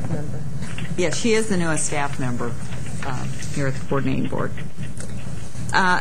Alexia, we are all back in our places if you are ready to... Okay, can you hear me? I'm here. Yes, we can hear you. Okay, you're a little faint, but I think I can hear. So if someone asks me a question and I don't respond, it's not because I'm ignoring. I probably just didn't hear it. And Alexa, we all have the latest draft of the strategic plan. Okay, which should be draft 11. Is it 10, I believe? 11. 10. We have 10. I have 11. You have 10? On the table. I thought I had 11. How do you get 11? On the table. 11 is on the table. You must have brought We this got with you. 10, Yeah, but she's since revised. Well, there's not that much difference between them, you guys. They're just mostly editorial. There's nothing substantive. Alexia, you're a little faint also. Okay, I'm right here. I'm talking loud. Can you hear me? You're still a little faint. Okay, I wonder if it's the connection. I'm going to try to go off a hands-free and see if it gets louder. Hold on. Okay. She's not driving a car. Can you hear me now? No, that's worse. You want me to hang up and try to call back in again? No, if you speak up, I think that's fine. Okay, I'll speak loud. Okay. We had a microphone. We'll speak loud, too. Okay, do you want me to just start or? Yes, just go ahead and start. Okay, well, I think everybody knows the background, correct? Do we have to give any overview of how we got started in this process? Or have y'all already discussed that? I think we need a little background discussion. Okay. As you all know, the Robert Wood Johnson Foundation and the Center to Champion Nursing in America and AARP this summer put out an RFP for states across the nation to apply to a, actually I would call it a program. It's been more than just a seminar, but to apply for a program that would be addressing increased capacity of the schools of nursing across the nation. And so this was sort of a concerted effort by those various groups, including some others like HRSA and the Department of Labor, to specifically hone in on the issue of capacity, the bottleneck that's occurring in nursing education, to increase enrollments across the country. That RFP came out, and a number of entities were interested in applying from across the state, and it was specifically addressed to the governors in each state. And the governor's office, Mr. Tony Gilman, took charge of organizing our effort from the state perspective and identified through some work with the Texas Center for Nursing Workforce Studies, which I co-chair, and of course Eileen and many of you sat on, pulled together a group of individuals. The proposal was written to go into AARP, and we were selected as one of, it started out 14 states, but I think it's up to 18 now. And our efforts have been to really sort of synthesize all the work that's gone on in the state of Texas into one distinct strategic plan, and then to hopefully assure that there's some sort of implementation strategy put in place that this can be implemented to really address the capacity issues in our state. So you'll see on this document, if you go to the Texas team, which is in the back, the acknowledgments, you'll see the people who are sitting on the Texas team and how those people got there, again, goes back to the governor's office and the governor's office's relationship with various health policy forming groups in the state. And we're very proud to have the various representatives that we do, including State Representative Donna Howard, being assigned to the team. So our team's been meeting. We've had at least 6 face-to-face meetings, multiple meetings. And one of the things I think we've tried to do with this particular document, the strategic plan that we have here, is to pull together all the various work that's being done around the state by various entities, such as your group, ACORN, the Board of Nursing's group, the work that TNA is doing with this coalition that they have, that Beth chairs, the various entities around the have all been working on nursing education capacity. What is unique about our... Well, I'm going to make a copy of that. I'm sorry, should I proceed? I hear talking, but not clear. We didn't hear you for the last couple of lines. You need to go back about what is unique. Okay, what is unique?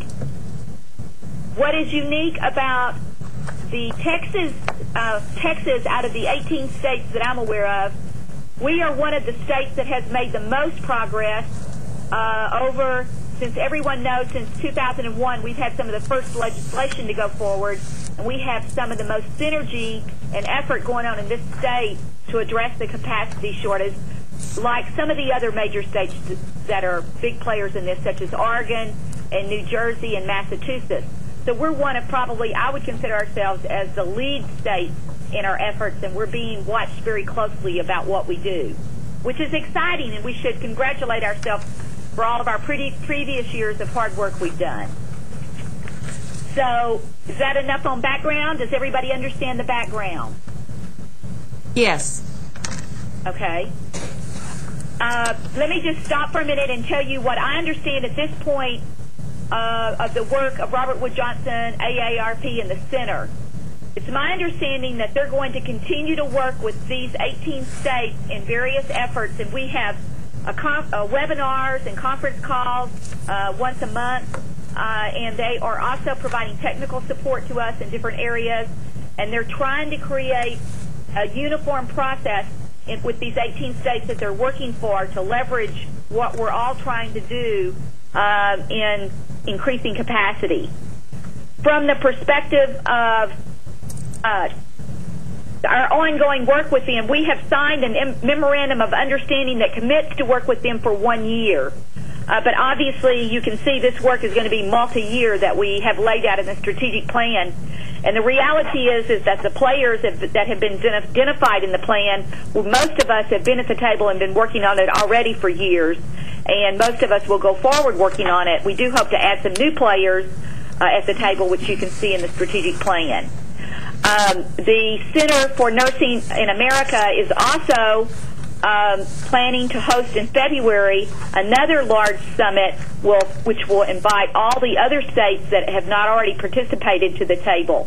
So they're really trying to create this massive movement around the country in nursing schools and in states and policymakers to address this issue.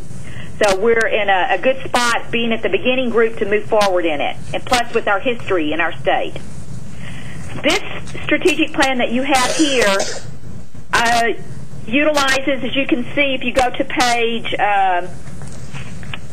well, we'll just go through the document as it's laid out. The summary on page 1 sort of gives an overview of what I've just spoken of. The background, most of you all know, but that's a little piece of the background of our efforts in this state over the past years. The coordination and implementation, this part we're not totally clear on. What will happen with this plan, and this is one thing I would like to hear from you, your feedback, once this plan has been adopted. How will it actually be realized or implemented? And we are still in dialogue on that piece of it. And then the actual, some key findings that come from our data in our state, that mostly through the Texas Center for Nursing Workforce Studies, and where we are relative in this state to possibly addressing the needs in this document to move forward. And then our goals and objectives on number E, page 5. And these are the 3 main goals that we have in the plan. The first one is to support growth, and as you all know, what may change here are the numbers and the years, but we're basically looking at doubling by 2012 or 2013 the number of graduates we have in our state that our schools are producing, and by 2020 we have to quadruple it. So we're only going to be at the halfway point at this 2012 or 2013 point, whichever they determine it becomes. So that's a big piece of what we're doing, the development of regional academic partnerships. Now, this is new to the state. It's not totally new because we've been doing it already and through some of our innovation projects that are going on, as you guys are clearly aware of. But when we attended the national summit, it became very clear to us that, and it was spoken of a lot at the conference, of the need for us to regionalize across regions. And in some states, I think they're thinking regions may include one or more states, but in our state, we have such a large state, we're going to be regionalizing within our state based on the west, the east, the north, the south, whatever. We're not totally clear on that part yet. But it's clear that we need to work together to address the shortage, that we will not be able to do it without working together. And I think this is one of the things that may still be nauseating to some people. I've gotten over it myself. And no longer can we be competitors. We have to be collaborators amongst our schools. And the last goal is to leverage new partnerships. We won't be able to do it by ourselves. We're going to have to go into our regions and find new relationships, new support, new synergies, new dollars to help us do this. Chris, I think at that point I'm going to stop, or Leanne. That's given an overview of the document. And then if somebody on that end, because my voice is already getting hoarse from talking so loud, if somebody on that end, maybe Leanne, if you could start going through goal one, maybe however you want to do it, and we'll go through discussion and possibly, or Chris, anybody that's been engaged in this discussion, and I'll respond to questions more than trying to tell y'all about it because it's difficult screaming here at you, and I know you still can't hear me well. No, we can. Donna actually turned the volume up, and we hope you can hear us a little. This is Leanne. Okay, I do hear you better, and I hope I wasn't blowing you away there then by screaming. You're not, but you don't have to. Let's try not screaming because we don't want to wear your voice out. Okay. We are fortunate that Chris and Beth are here, and they have been participating in the Texas team as well. Okay, so why don't we start with, the first goal, which Beth can speak to this one better than any of us. Goal one, supporting growth. Beth, you want to take that up? Sure. Could I mention also Chris first. That Claire and Elizabeth are going to be here to talk to us about that this afternoon. Right. So we don't want to steal too much of their thunder, but you might want to So elaborate on why don't we... suffice to say that supporting growth is a very important element in goal number one of Team Texas.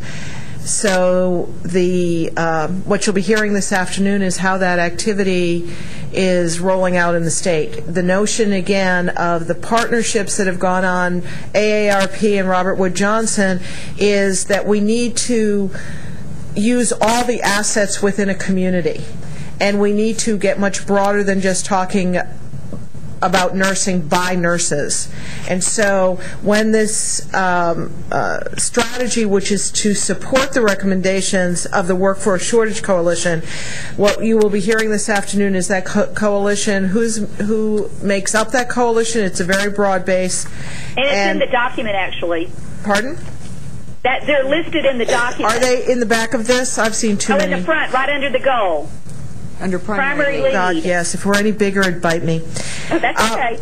They're listed there. That includes the chambers, the hospital councils, the business community, the Texas Hospital Association, the Texas Association of Business, teaching hospitals, whatever. So we're going very broad to say this is a community problem, a state problem, and we all need to come together to figure out how we're going to double the growth. And we'll go into the specific tactics that are being discussed this afternoon.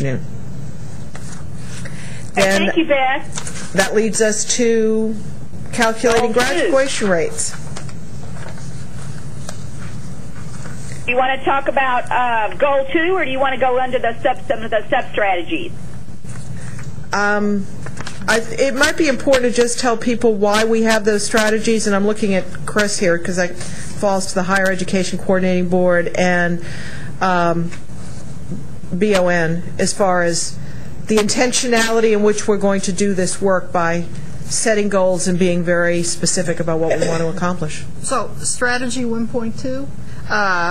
We know we have from the Texas Center for Nursing Workforce Studies statewide targets. We have to double our numbers by 2012. That's only 4 years away. And then another, do the math, 10 years away, 2020, that's not right, but 12 years away, we have to quadruple the number that we're producing now. That's a staggering amount. And for us to reach those statewide goals, our idea is to ratchet down those goals systematically to both the region levels as we may define them, and then within those regions to determine the institution goals.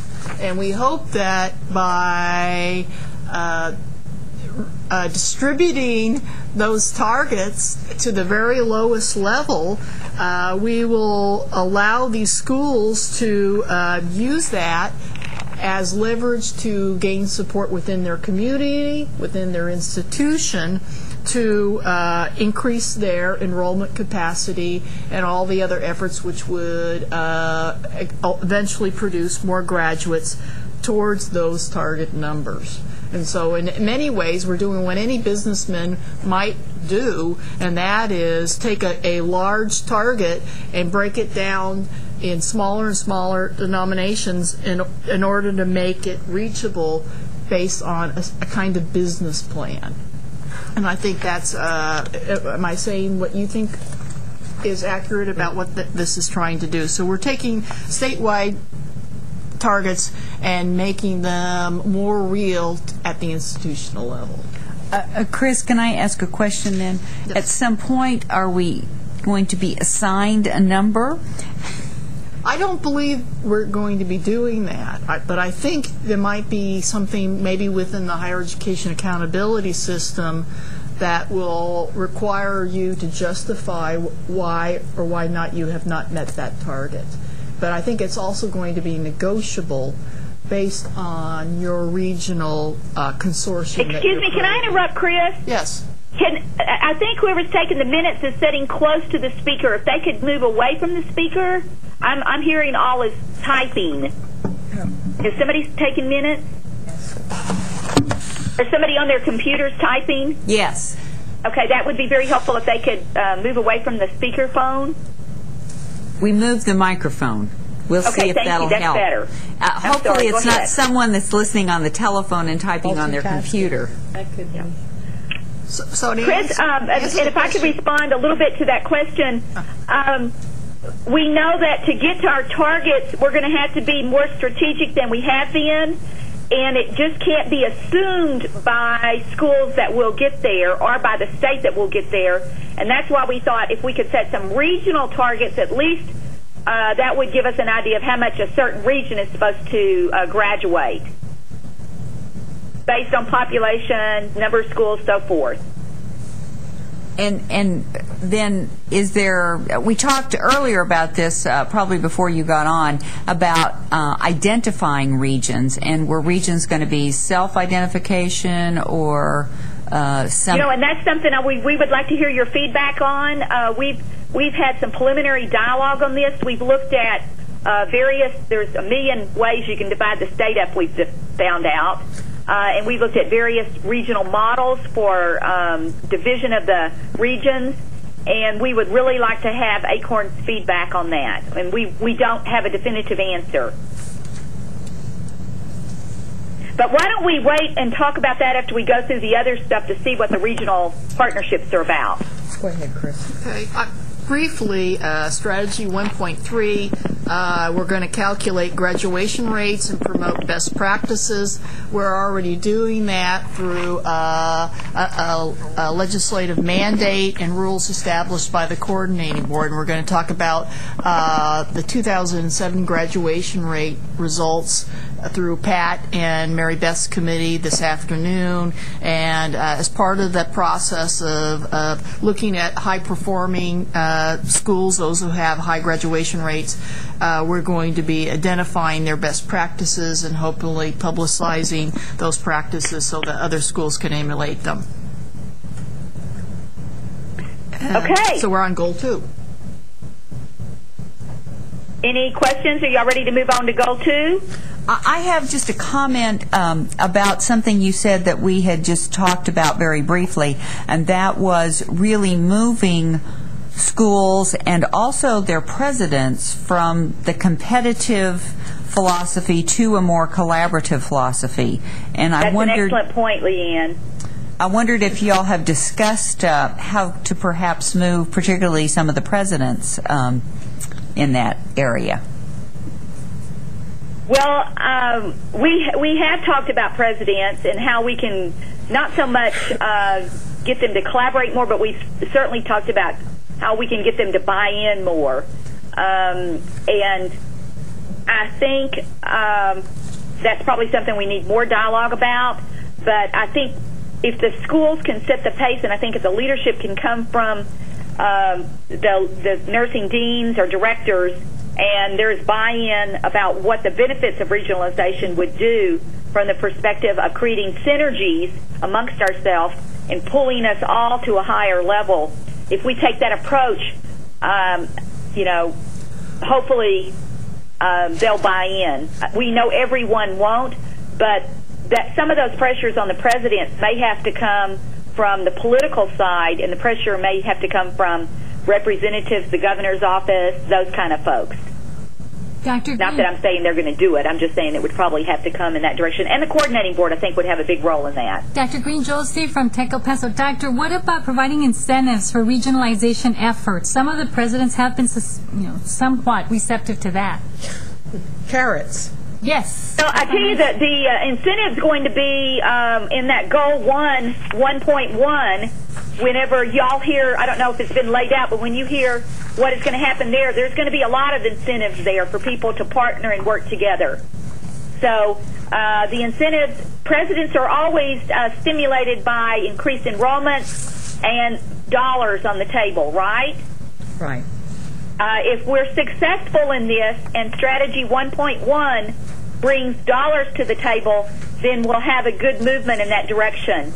And let's all be honest, if no dollars come to the table, it's going to be more grassroots-driven than policy-driven, and it'll come more from our own individual efforts working together across the regions as leaders in nursing education.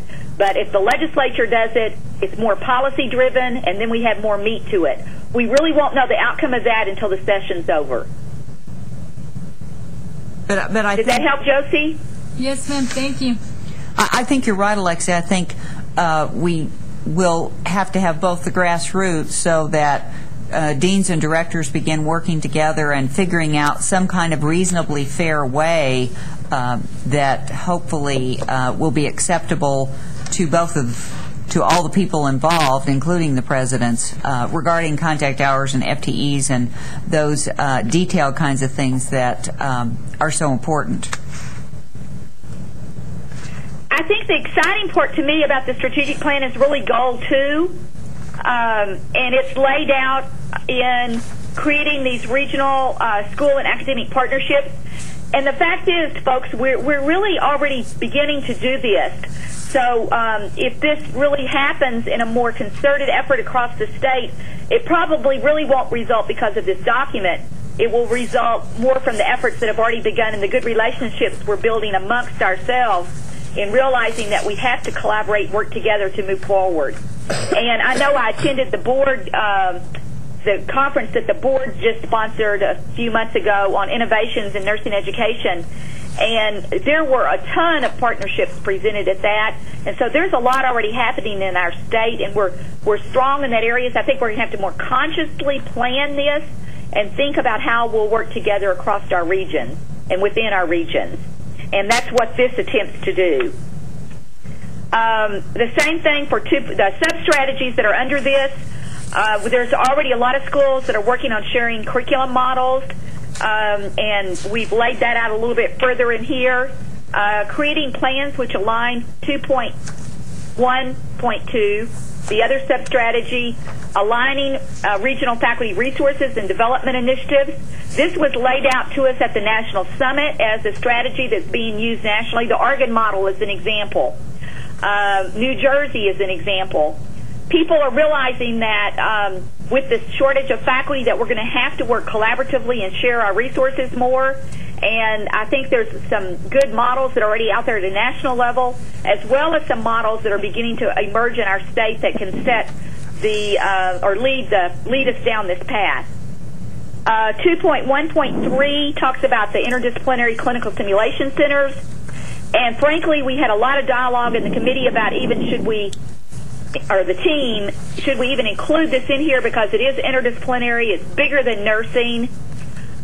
We took it out and then we put it back in because we do believe clinical simulation is going to be one of the key things that's going to allow schools of nursing across the state to expand capacity with these new models, curriculum models, which utilize clinical simulation more intently than our old traditional models.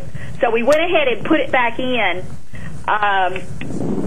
so that we support it, but how it's going to actually evolve, we're not sure, because there's already, at least I know from a West Texas perspective, there's a proliferation of clinical simulation centers already popping up in West Texas, just as there is across the rest of the state. And we've had dialogue with the coordinating board already. Should that be coordinated in some more synergistic manner? SHIC has gone out and done a survey, which you all probably participated in. So there's that is a little bit more foggy to us about how that might occur, because it's going to be more than nursing engaged in it. Strategy 2.1.4 goes to the regional clinical placement, and we already have 2 pilots in our state right now that are focusing on that. Am I on the right one? No, that's the next one. 2.1.5 has 2 pilots.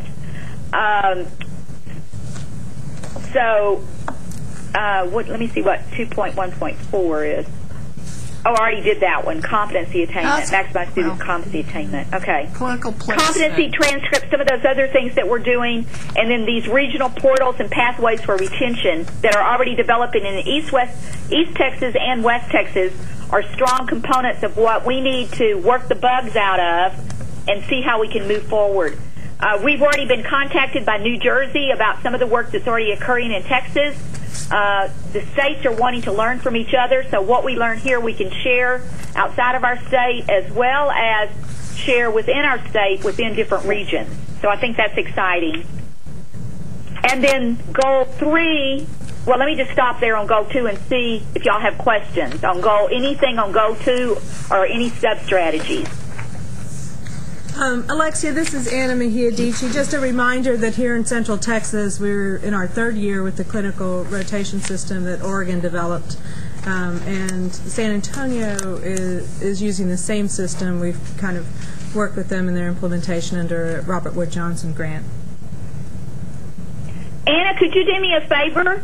Yes, could you shoot me an email of where a reference that we could cite possibly for that in the back, and where we could put a little notation of that somewhere or mention it in this document?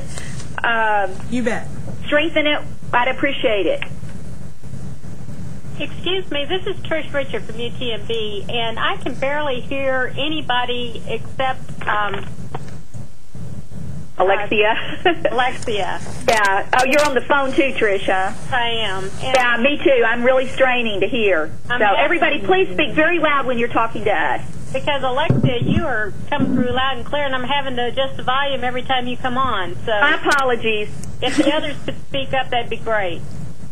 Okay, the point that was just made is there's already some work going on in regional placement of students, and we need to highlight that and stress that more in this document. Well, actually, there is work going on with, you mean clinical placement? Yes, ma'am. There is work going on with my grant from the coordinating board. Okay, well, and if anybody wants to shoot me anything on those, we would particularly like to have things that we have any kind of a reference. There's been publications on that we can include in the reference list, which did y'all get the references too? Yeah, they are in here. We would particularly like to beef up any reference, anything that's been published that anybody's doing, send it to us, because this document is going to go out nationally eventually, and we would like to show as much of the work that's been going on in Texas that's been published and out there in the literature, our websites, that we could link into here. So please send that to myself or Chris or Beth. Okay? Any other questions on Goal 2? Okay, Goal 3 then, we'll move on if there's no questions. Goal 3 is some of the newer strategies which we're trying to learn about. Goal 3.1 may nauseate some of you, and that's good. That's what we learned when we went to D.C. and worked with the Center to Champion Nursing. Nausea is good in this new environment. So I know if you would have asked me 2 years ago if I would have been standing here saying we would support new producers of nursing, I would have said absolutely not. That's not within the framework of what we need to be doing in the state of Texas. I have learned a tremendous amount over the past few years, and certainly I've seen that what is happening at the national level. Folks, it's going to take all of us and a lot more to meet this nursing workforce shortage. So we have enthusiastically identified this as a real objective that we want to actualize across the state, and we want other people to get over their nausea or to at least maintain their nausea and work with new producers. And we hope this strategy, working with the board, will help do that. And I would like to particularly stop and hear your response to this strategy 3.1 before we move on.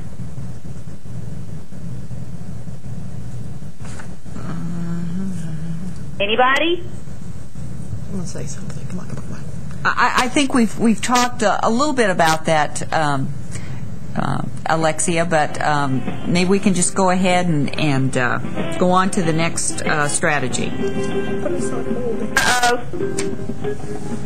Our UTMB colleague must put us on speakerphone, I bet. Hold. That's not mine, I don't think. Okay, it's not mine either, then. I wonder how we did that. Where'd that music come from? Somebody put us on hold. We had that problem when we were trying to get started. It's a short hold.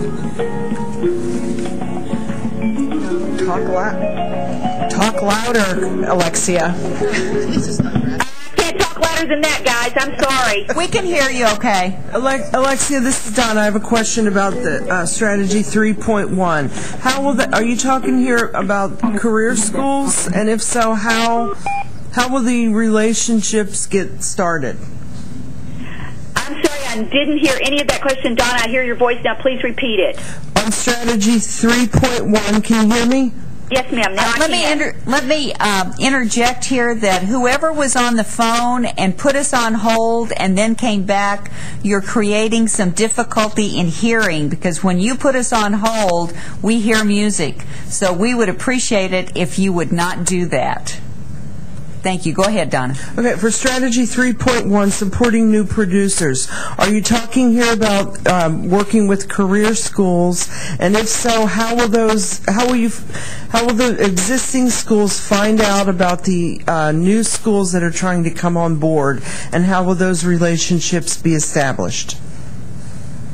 Actually, we have a more detailed appendix, Donna, that gives more detail into this, and actually the board has, we wrote in that document, actually Kathy wrote, I think, or Kathy Thomas or Kathy wrote in the document that you guys have developed a system to, oh, well, you're not at the board anymore. I get lost which board you're at now, Donna. The Board of Nursing will notify the schools that are around the new producers, and they have a system now to help mentor people. They're going to develop that. Okay. Does that make sense? Yes, thank you. there's actually a detailed document that gives more specifics on that, but it's basically the board who, when these people get approved, then there'll be surrounding schools that maybe are high performers or whatever, or that have their interest in working with these new producers. They will notify them that they're there and that they'll introduce them and create this relationship. This is Eileen, Alexia. Did you have any discussion about the standards or quality indicators for new providers? Is that your question, Eileen? What did you? I didn't hear what you said. New producers. Yes. Mm-hmm. We did. We did not put language in here, but we assume that if they're approved by the board and so forth, that we only want to, of course, do the programs that are approved, that we're going to have to go with that these are going to be high-quality educational programs until proven otherwise. Now, if they're not approved by the board, we're not going to support new producers. So they have to be programs that have met the requirements of the coordinating board and the Texas Board of Nursing, and have been vetted through that process, Eileen. Thank you. That's what we mean here. Okay, thank you. And Donna asked about career schools, and I really don't know what career schools are, Donna. So maybe I didn't answer your question correctly. They used to be called. I only know about universities, colleges. Give me an example of what a career school is. A for-profit proprietary school. Such as Concordia? No, they are non-profit. Okay. Well, I think our intent is to work with anyone that's been approved to deliver nursing education in the state of Texas through the appropriate processes in professional nursing. Okay, I would say like the University of Phoenix or Oh, yeah, Western Governors. That's another example. Yes. So forth. Yes. Okay. Okay, strategy, if there's no more questions on that, then strategy 3.2. This is, we do believe that the hospitals have to have a bigger role in helping us address the shortage, and I think they've already stepped up to the plate and evidenced that. But everyone remembers that last session, Donna Howard introduced legislation which would have created, with the encouragement of the governor, would have put aside $50-something million to create partnerships between hospitals and schools of nursing.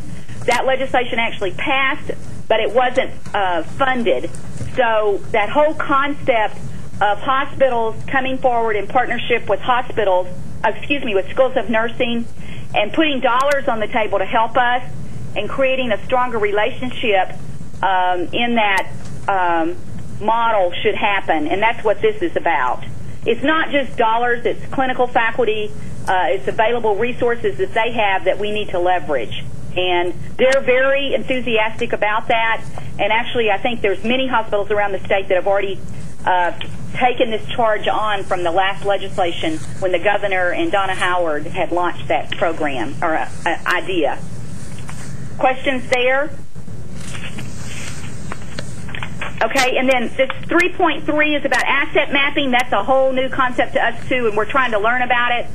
But I think it's basically described here and how we might do it. We did rework it. If you have a draft 10, it may look different than draft 11. That was one of the major changes in that section. But it's basically having the regions really assess the resources that they have and leveraging every resource that we have to address the shortage and thinking outside of our usual box of who the resources are and where we can find them.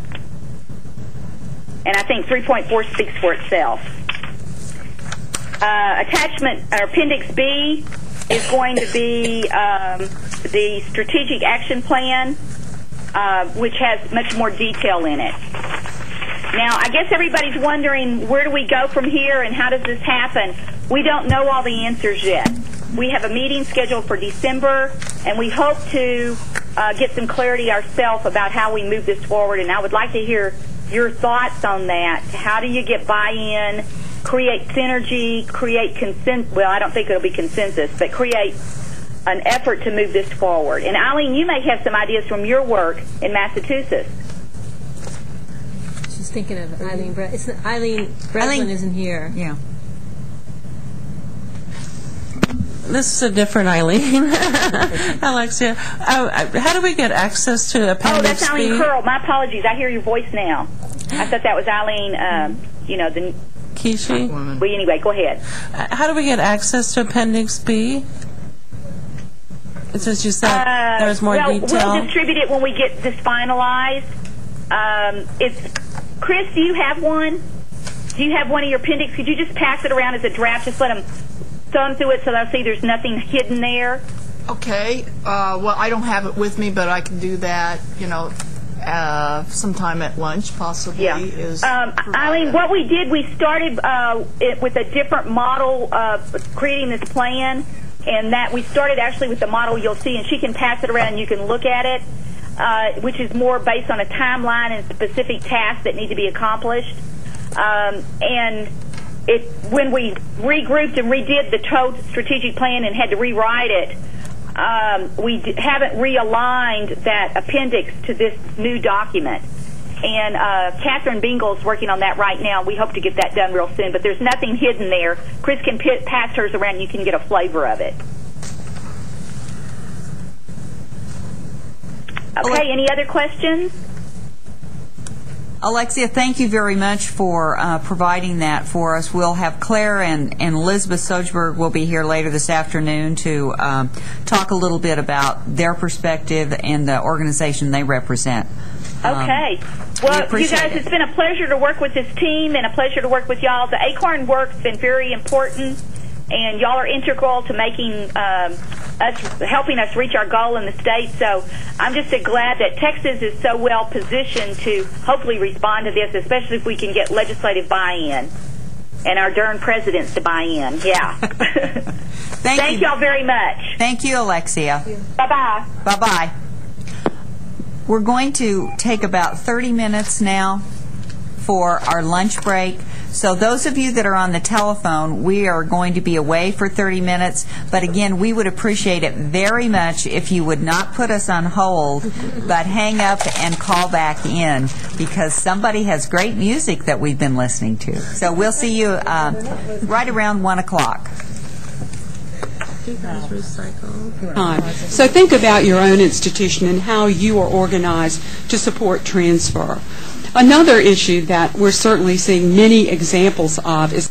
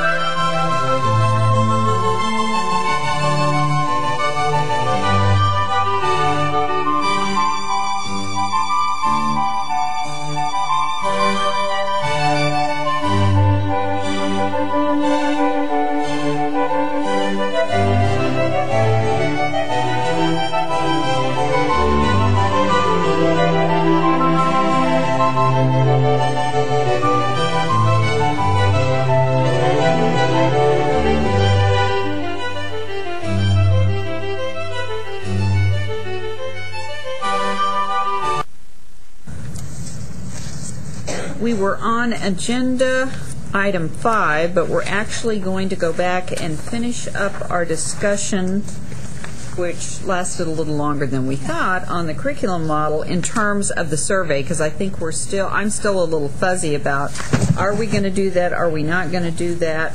What is your pleasure on the survey? Since we talked about doing something at the April conference with discussion. Do you think that would be a more efficient way to get at what we really want? Or sending out something with specific operational definitions? Something that simple?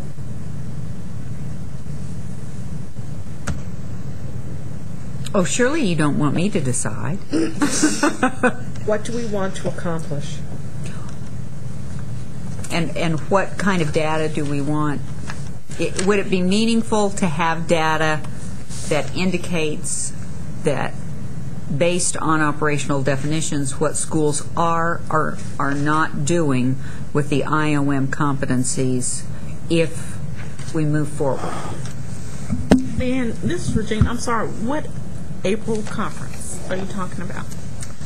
Chris will tell you about the April conference. Let me tell you about the April conference. Actually, there are two people here who can probably talk about it better than I can, but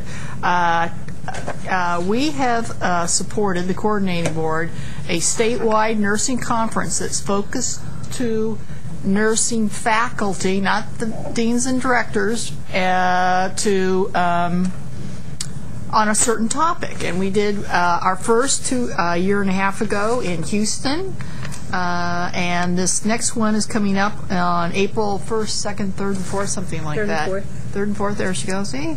And it's going to be held in Lubbock. And the price is great. I think it's $100 for registration, and they made a deal on the hotel room, so it's affordable to everyone. And it's going to be focusing on partnerships, what we've been talking a lot about today.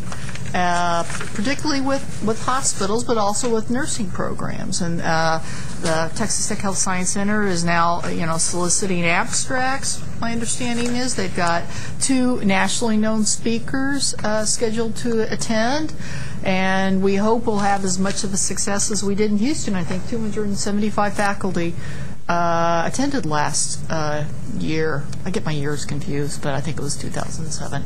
And you have anything else to add to that, Pat? But the coordinating board has been allotted about an hour and a half in that schedule where we can discuss anything we want to, and it could be something of this nature, or it could be something else. I think we were going to save that for maybe another issue in January. But I think if we'd like to do something that reflects the ACORN activities, we probably need to start thinking about it now, since we don't meet, but maybe oftentimes quarterly. So, Pat, when are you going to start advertising? We've been advertising and sending out calls for abstracts. We've gotten abstracts. We're deciding on the abstracts. December 1st, I think, is the cutoff day. And we've been sending out Save the Date. Have you all heard from us? Have to save the date. Mm-hmm. Yeah. Save the Date. Call for abstracts. But I'll make sure that probably, and that may be one I put on the back burner. But Well, and prior to the meeting, let's promote this. We have a nurse educator certification program, and do we have a nurse administrator program? We have there's 2 levels now of nursing administration certification. We had the first level, and that goes on for 2 days, and then the CNA workshop CNE workshop for a nurse educator certification goes on for 1 day. So those are the 2 days prior to the partnership meeting. It's called the Mosaic of Partnerships. We're going to do some artsy things and get you outside of your nursing space. And we're going to build a mosaic. And you're going to see West Texas a little bit up close. You may be at the home of the national champs. We'll see. Right, and you may be there. But Regina may not want to come there. There will be no burnt orange in Lubbock. No, I'm only kidding. I'm just kidding. Let's not go there. I'm just kidding. So, Regina, you better come with your burnt orange ready. Yeah, and those earrings. And I'm sorry, we referred to that, and we really didn't make a good explanation as to what it was. So, Make sure that you hear about it. Thank you. This is Eileen. The one reason I could see asking the questions to the broad whole state is that if we find out where people are with using the IOM now, could give us an indication of how much change they're going to have to undergo to really adopt the framework that's being considered now. my sense would be if we could piggyback to the survey that you are already going to do with something that is meaningful yet not complex and time-consuming for your members, that would be helpful. And I think simply, I think you all could work on what the exact wording would be, but I think the key would be the operational definitions of the 5 competencies that the curriculum model really uses, so that there would be a common frame of reference. Okay. Does that sound reasonable to the group? Yeah. Pat looked excited, and now she doesn't. After post-perennial vote. Yeah. I mean, you had said something, this is Eileen, you had said something earlier, Leanne, about having maybe just some comment area. Yes. And I'm looking to Pat to see what her thoughts are on regarding this. That maybe we could obviously want to identify their understanding of the IOM and how they are using it now or plan to in the future. And then this other one, just a general opportunity for feedback about the use of the IOM as a framework. Yeah, is that what you're wanting to know? Use of the IOM competencies in a curriculum framework.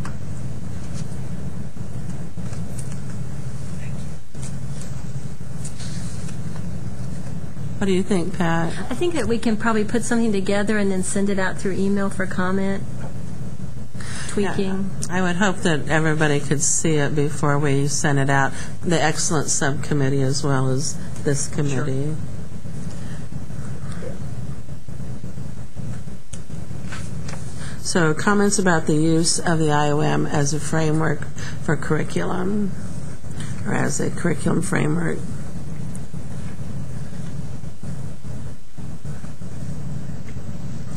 Okay. And if everybody thinks it's a dandy idea, then no problem. And I think, does that help? Because I think we were kind of fuzzy there at the end Absolutely. of that discussion. Are you clear, Pat? Mm-hmm. Okay. Okay, I think, are there any further last comments on the curriculum model? We had a lot of discussion about that, and if not, then we'll move on to subcommittee reports. That we were going to start at 11. And our first committee is capacity. Barbara is the chair of that committee, and I think she has given us a copy of their members and their revised objectives. And so we'll let Barbara talk to us about that, and then we will, as a committee, vote on accepting those. But Barbara, do you want to tell us about your members and your objectives? Thank you. Yes, I apologize for missing the last meeting, but I did get to see Galveston before it got wiped off the map, so I was happy to do that. The first page of your handout lists the committee members. We juggled around a little bit and finally came up with a good group. I'm chairing, and I've got Gerald Bryant from Baptist Hospitals of Beaumont, Bunny Forgione from Texas A&M University Corpus Christi, Marsha Irwin, Lone Star College in Kingwood, Jan Keller, University of Texas MD Anderson Cancer Center, Sue Ann Lopez from South Plains College, and then Beth Mancini, UT Arlington, and Anna Mejia Diche from the Health Industry Committee. I think Anna and Beth, you guys are on every committee in the state of Texas related to nursing. So thank you for participating in this one and for the work. The second page, you have the revised objectives. We went through a couple of revisions of those, and we're really ready to present those for approval. we added an immediate objective. I think we started off with 2, to examine the intent and potential of House Bill 3443, and to foster existing relationships and help support new collaborations between nursing programs and health agencies among nursing programs. And then we added, and among community industry education partnerships throughout the state. And then we added the 3rd immediate objective, to foster private foundation awareness and investment in nursing education capacity building. With our long-term objectives, we really wanted to, a lot of these committees have some overlap, and certainly we've heard a lot about capacity today already. So we wanted to capitalize on the work that's being done by the Texas team. And if you notice down at the bottom, we listed the draft goals, which obviously were done prior to draft number 11. I think we were back on 9 or 10 because we still had 4 draft goals from the Texas team. But we want to keep the faculty salaries, even though that 11th draft apparently dropped that as a 4th goal. We wanted to maintain that because our long-term objectives really tie in with those original draft goals, and so we're trying not to reinvent the wheel. We're trying to capitalize on what's already being done out there and use the information and collaborate. So our long-term objectives to examine traditional and non-traditional faculty roles, which really has to do with that whole innovation piece that the Texas team is talking about, to examine compensation for faculty and faculty extenders or surrogates. And that's the one that we really wanted to hang on to since we're reporting to the coordinating board in the legislature. We felt like that's a very important piece. If we're talking about increasing capacity, we have to look at faculty compensation and preceptor or faculty extenders. Examine the use of educational technology and didactic and clinical instruction as a means to increase capacity. Again, innovation. I think a lot is going to come out from the Texas team as well as other organizations looking at innovation and what people are doing. Online education, all these different formats. To evaluate the feasibility and benefits of centralizing common functions among programs, efficiency, and we've already talked a lot about that this morning, the regionalization, and I know there are coordinating board grants going on in different regions, and I'm involved in one in East Texas that is looking at some of these issues with what, our grant is looking at retention, but we're certainly talking about regionalizing functions that could assist with not only retention, but some of these other functions. So I think that's a very important one. And then to evaluate the feasibility of developing a statewide process for selecting and orienting preceptors, supporting the growth and capacity. So are there any questions about the objectives or our committee? Do I have a motion then to accept the committee's objectives, membership and objectives? Eileen? This is Eileen. I'm so moved. Do I have a second? Second. Pat seconds. Okay, if you agree, if you'll just say yes when I call your name. Peggy Alland. Yes. Patricia Allen. Yes. Barbara Cordell. Yes. Eileen Curl. Yes. Regina Jones-Johnson. Yes. Josefina Lujan. Yes. Beth Mancini. Yes. Anna Mejia Dichi. Yes. So everyone is in favor, and we accept your objectives and your committee members. Do you have anything else you would like to talk to us about, how you're going to go about looking at your objectives? Beth, did you want to say something? I'll wait till you respond to the question, because it has to do with that. No, I think we're ready to get to work and work on the objectives. Did you want to go ahead? Yes, this is Beth. I would just ask, it becomes increasingly important based on the conversation this morning, to talk about ways in which we work together and collaborate. And as we heard within Alexia's presentation, there are going to be some things done, for example, in asset mapping and others that fit into, for example, looking at fostering private foundation awareness. And we really haven't talked about any intention, the specific strategies we'll use to implement our intention to work together. And do you have any ideas on how that might happen? I know we haven't talked about that before. It just came off of this morning's conversation. Right. This is Barbara again. We really haven't talked about that as a committee, and I think that's probably the next direction, is to sit down and hammer out what are those specifics that we want to target. But we can't. One of the things our committee talked about is we can't solve all the problems of the world, and some of our objectives were very broad. So I think we do need to narrow that down and say what can we realistically approach as a committee that's doable. And we might have to have, we've been working email, and we might have to have some conference calls to be able to do that. And we welcome input from other members of this committee as well as people listening. This is Eileen. This really isn't a question for you, Barbara, but maybe somebody else in the group can answer this. Why did the Texas team not include anything about salaries for faculty, since that seems to be a real motivator as well as right now a stumbling block because of what the salaries are? I'm not on the Texas team. Claire, do you want to talk about this that? is Barbara. I'm not on that team, but I was surprised that objective was dropped. Maybe someone who's on the team could address that. Beth may want to also. I think it was more of no one seems to know how to solve it. It is a local problem. It's not one the legislature wishes to deal with. And they've said that to us. This will be the 5th time.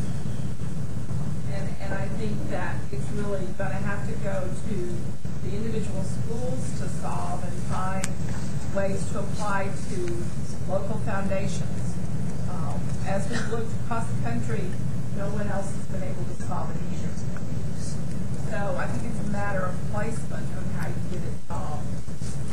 Right, and if that is a school's particular need, and we can all imagine it would be many schools' particular need, when you look at if there is money available to fund expansion, then an individual school can do that. That can look at making those adjustments within their school.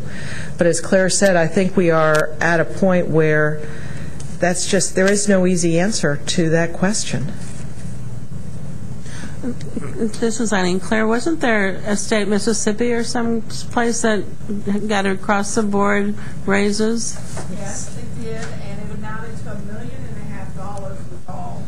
And the Speaker of the House took it on, and we know it would cost I think the last number, I want to say $45 to $65 million to do that in Texas. Mm-hmm.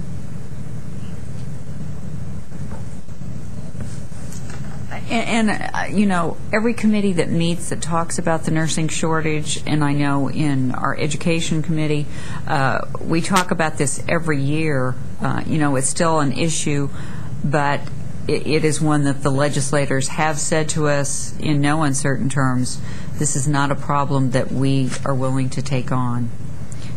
I think in essence they've said they've dealt with it through the Professional Nursing Shortage Reduction Program. And, they can fund faculty salary supplements and new faculty positions. It's not probably the amount that we all would wish for. There's $14 million that we can distribute, the coordinating board, each biennium currently in that program, which doesn't come close to $55 million and above. But I think the policy of the legislature is let the institutions determine their priorities and to determine how much they pay their faculty, and they don't want to be directly involved with that, at least at this time.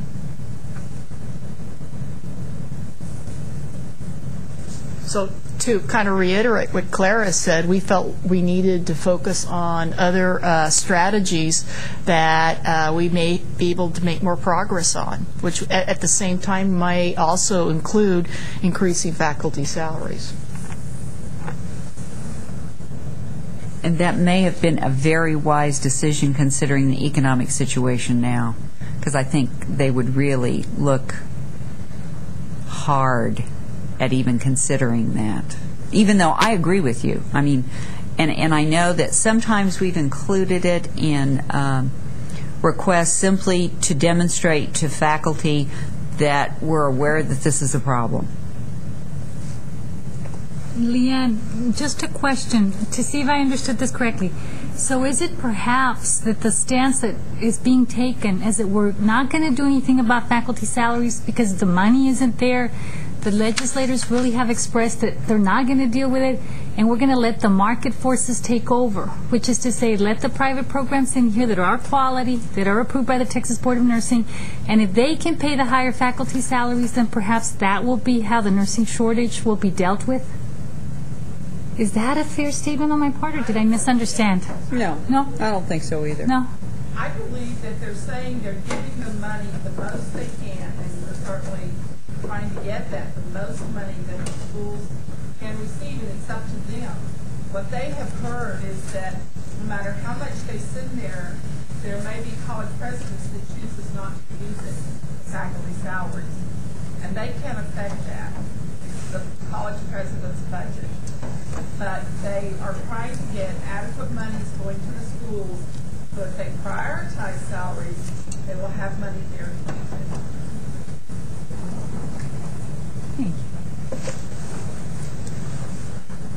Anything else on the capacity subcommittee? Well, we'll look forward to your next report. The other chairs have already had their charge and objectives approved, so we'll see what they have been doing. And retention and graduation with Pat Allen and Mary Beth Thomas, we will see what they have been up to. Pat? Mary Beth isn't here today, but we have I have two handouts I've sent around. One is on graduation rates, and the other is some beginning work that our committee's done on our charge and some recommendations that we have come up with that we wanted to run by the larger committee today. And in view of the time, maybe we should just concentrate on the first two, which are our short-term objectives. The first one would be that we were charged with analyzing graduation rates. We've spent a lot of time. Josie's on that committee. Dr. Mary Jane Hamilton, Donna Walls, who's here, is also on the committee. Dr. Johnson, Regina Johnson, is on the committee.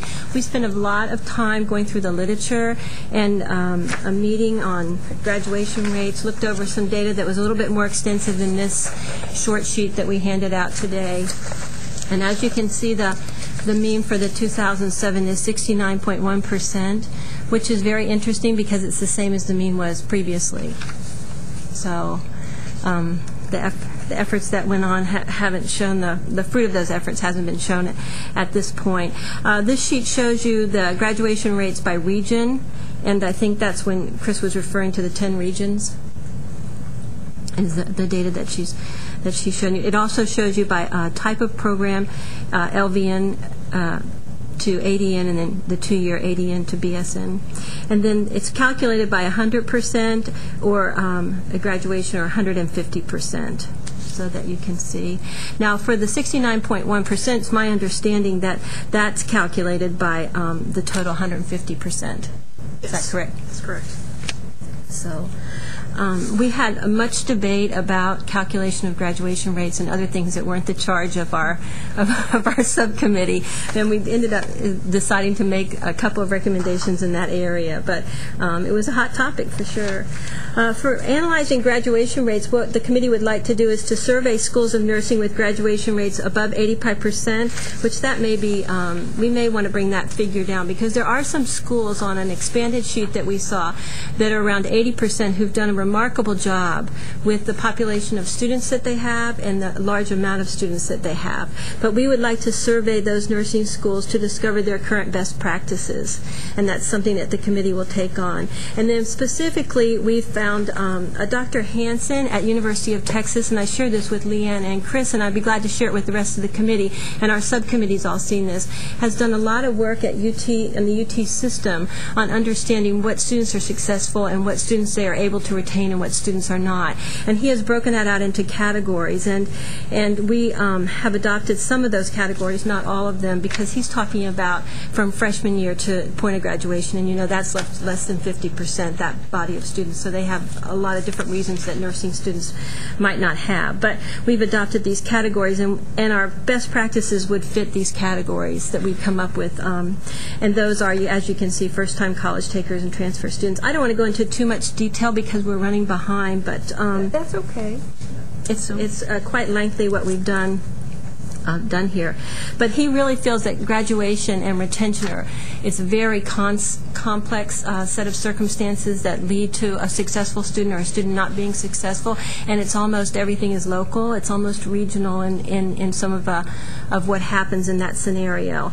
Dr. Lujan, who's also on the committee, I don't know if I forgot to say Josie is on our committee, and she has a great expertise in understanding Latino retention and graduation and what's happening in border areas, and has given us some valuable resources from California. And where was the other one from the project?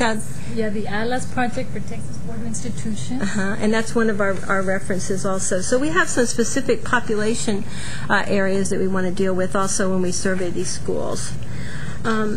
This was a recommendation from San Antonio College to encourage collaboration among faculty teaching general academic courses and those teaching the professional courses to tailor the courses to meet the skills needs for health professionals. And she's not here today. Some of the committee members might be able to expand on what she told us, but basically they were able to do that and increase their retention and their student science scores in particular, and what their students retained in those science courses to really move that content over into the health professions courses and make them successful. And I don't believe that was just a model for nursing. They did it in San Antonio for all their allied health and health professions courses. And so the recommendation is that we have some regional collaboration to have the general ed courses feed more into the health professions courses. And some dialogue between those two faculties is what's going on in San Antonio at this point. We would like to request that all schools with a less than 60%, these are just recommendations for the committee to consider. I'm getting nervous as I go through this, and I think of what I'm saying. Recommend that anybody with less than 60% graduation rate should develop a strategic plan that includes funds for hiring a program retention coordinator who works with both student and faculty to implement effective retention strategies. Student retention and graduation may be encouraged and I just go on with some of the work of Dr. Hansen there, but we did feel that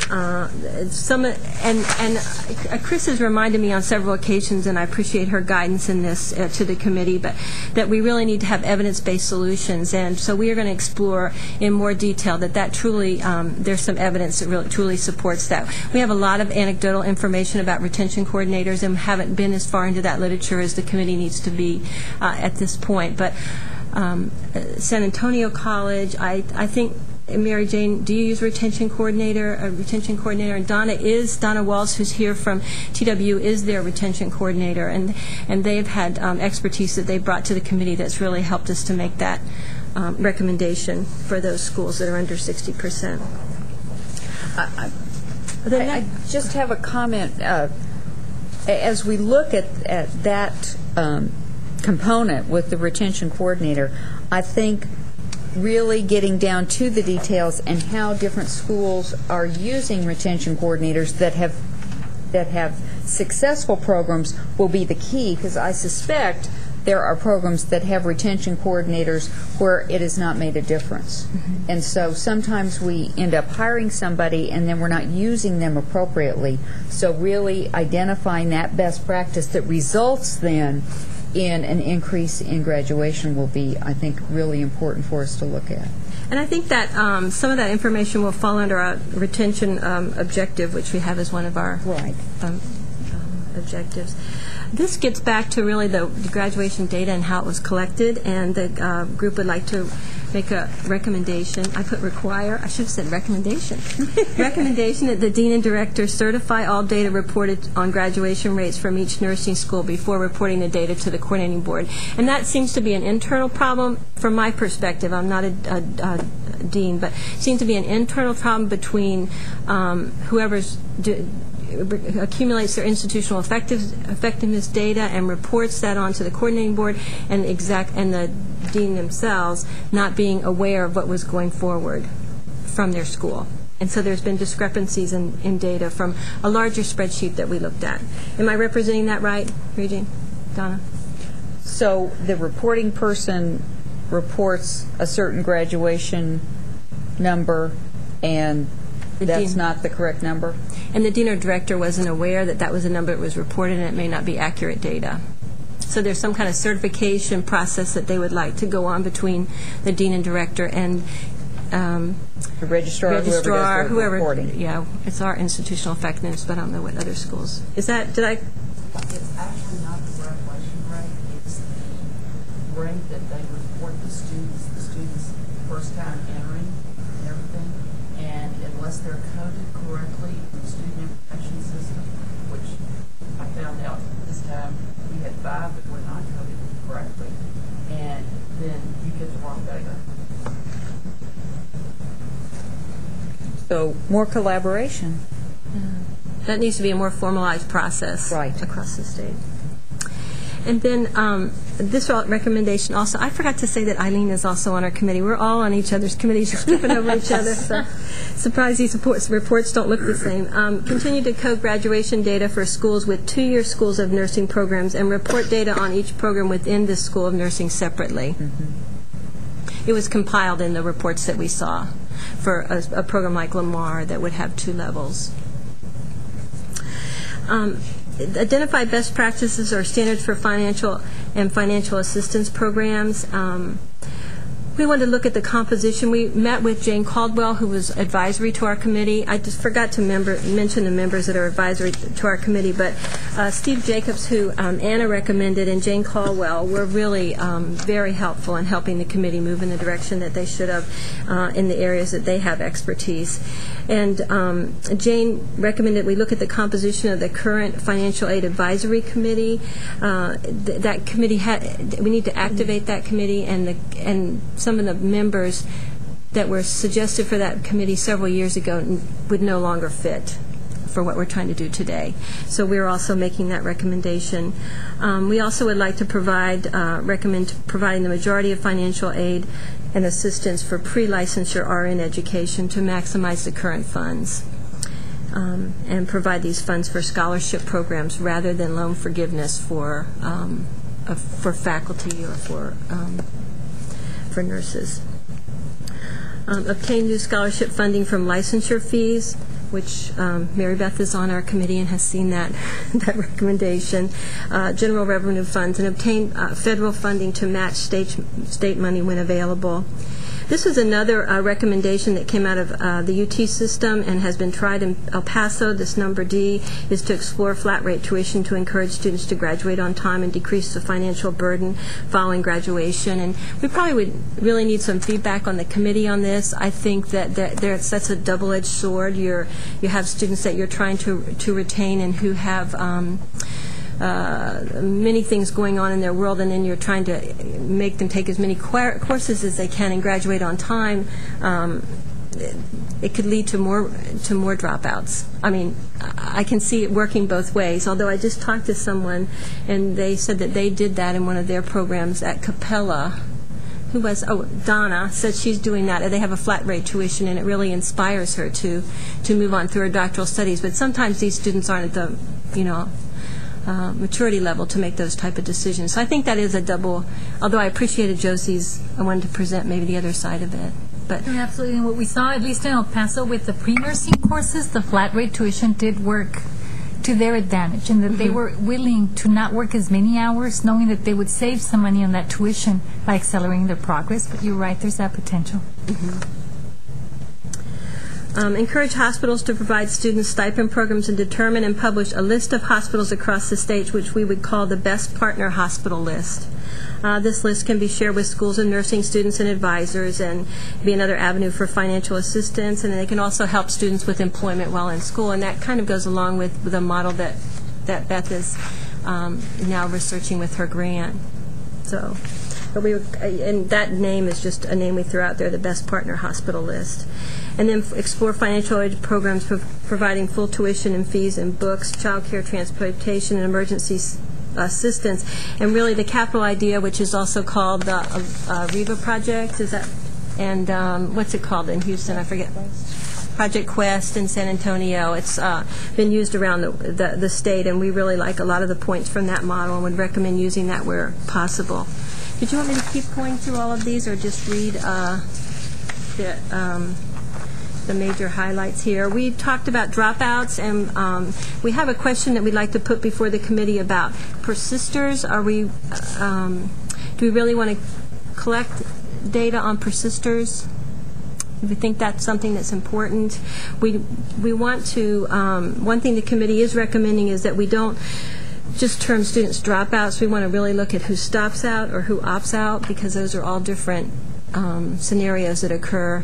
And then to make sure that students select nursing for a variety of reasons and they leave in the first few months, so we don't want that considered to be a failure either. So how to classify those students, and is it important to collect data on persisters?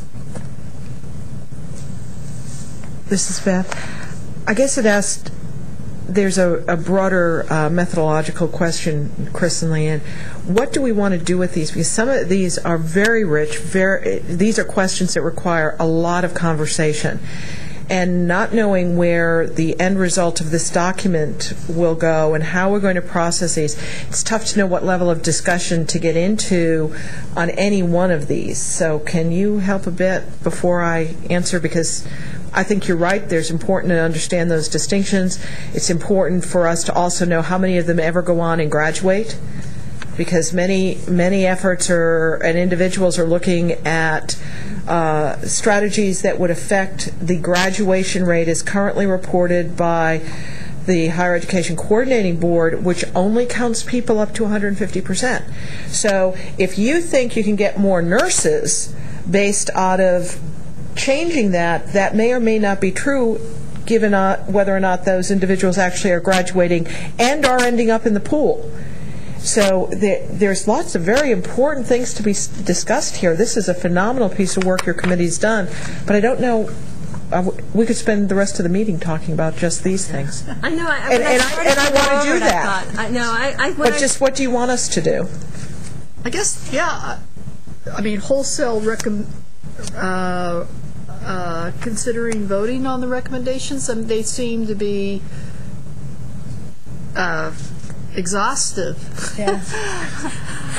Are you very zealous beyond this each initial paragraph and exploring them separately? Or, yes, but there were some questions. We wanted to kind of bring our recommendations forth before we went too far down that road. I see. So has your committee looked at prioritizing, and since maybe you are trying to solve several of the world problems here. And we actually donated some of those to the other committees. So that's what we were left with. I would say that at some point, some prioritization, unless we want to make this a life's work, probably needs to be done first probably by your committee, and then perhaps by our committee approving that. And the first two objectives, which I started to speak to and just stop, are the priority. They're the immediate objectives, of which the graduation rates and financial aid. And those financial recommendations. Aid. So if we wanted to just stop with that today, and then our committee can keep working on the rest of these recommendations. They all kind of tie together, because then it goes down to retention and the specifics. So what are you going to do with retention?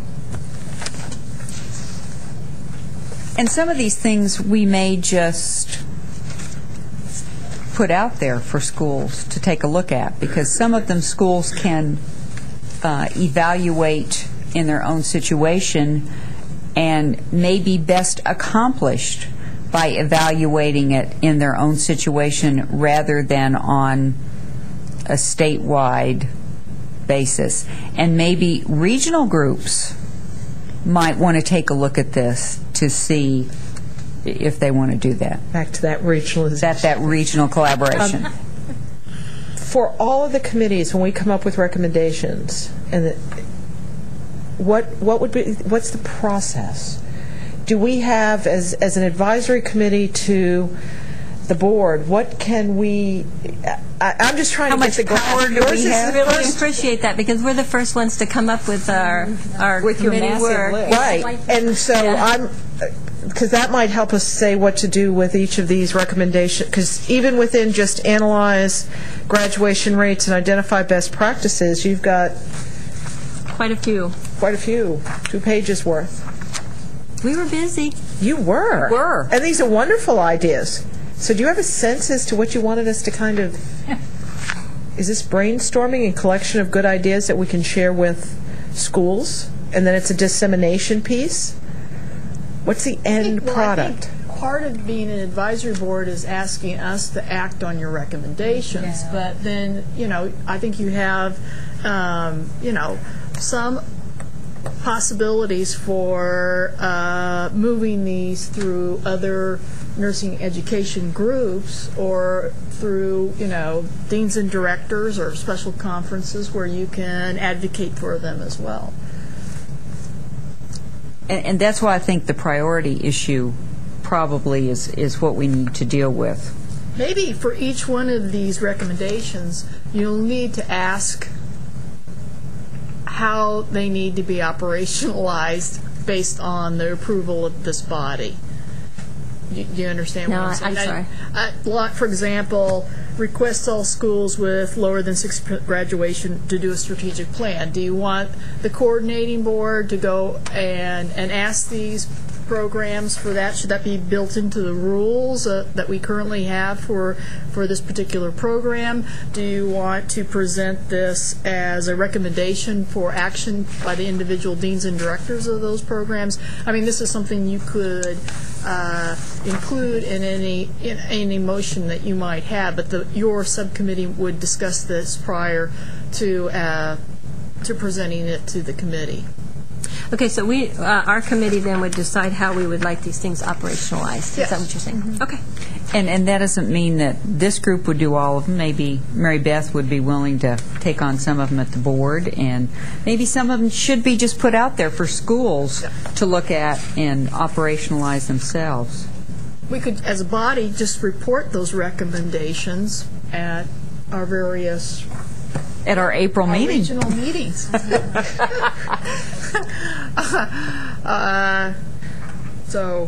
But I would like the opportunity to engage as a committee in discussion of these elements where there's adequate time. And I think, we have guests and we have other reports, so maybe it needs to be something that comes back before it goes further or ask for a vote, because I just don't feel... Some of these things I'm going, oh, yeah, and other ones I'm going, I'm not sure I understand that at all. Well, I think we would like for the committee to take a look at those, prioritize, and perhaps suggest an operational venue, and then bring that back to us for our next meeting. Does that sound reasonable? Mm-hmm. Great. Operational venue and prioritize the recommendations. Mm-hmm. Because you have done a terrific job. Incredible. We have had a very active committee and have a lot of support that came up here today. So. Yes. Pat, not to... This is Barbara. Oh, yes, this is Barbara, sorry. Not to add any work to the committee, but was there discussion about admission criteria or... I think way back here somewhere. The applicant pool, because that's one of my great concerns, being a school that doesn't have a very large applicant pool. I don't know that it was specific about admission criteria because that wasn't our charge, but when we talk about retention, we talked about some of the proactive things that we should be doing. In relation to admission in advising students, and Donna had some suggestions about that. Donna Walsh, and then Mary Beth Thomas, who's not here today, had some recommendations about that. It's in here somewhere. That's why I hesitated to start reporting on this because I thought, where is this going to go with the time that we have? But I think what I hear you saying is I should take this back to my committee. We should operationalize our recommendations and also prioritize those. And I think really what you're getting at, Pat, is really what Dr. Hansen said. It's creating the environment of success for the students. And I think you could look at some of his suggestions as saying, well, there's just not anything we can do about retention and graduation rates because it just requires this whole transformation. But I think your committee has identified the components to look at some of that transformation. So I think you've done a terrific job. We have a wonderful committee. They're committed. And is there an opportunity in the April meeting, because that's a dissemination strategy, that meeting, to at least do perhaps some round tables of sorts, whole group or breakouts, or over lunch, that would let us perhaps engage the participants in these targeted areas, because these areas flow from, oh gosh, what's the initial higher education? I'm drawing a blank, Chris, I'm sorry. Closing the gaps. Closing the gaps. How could I forget? We won't tell anybody you can think of that. In this room, awful. Maybe there's some way we could do that and get some give and take before we... timing might be right. Maybe it's not, but a thought. I'm the co-PI on that grant, so we can work on that, on the time for having those roundtable discussions. Maybe an idea.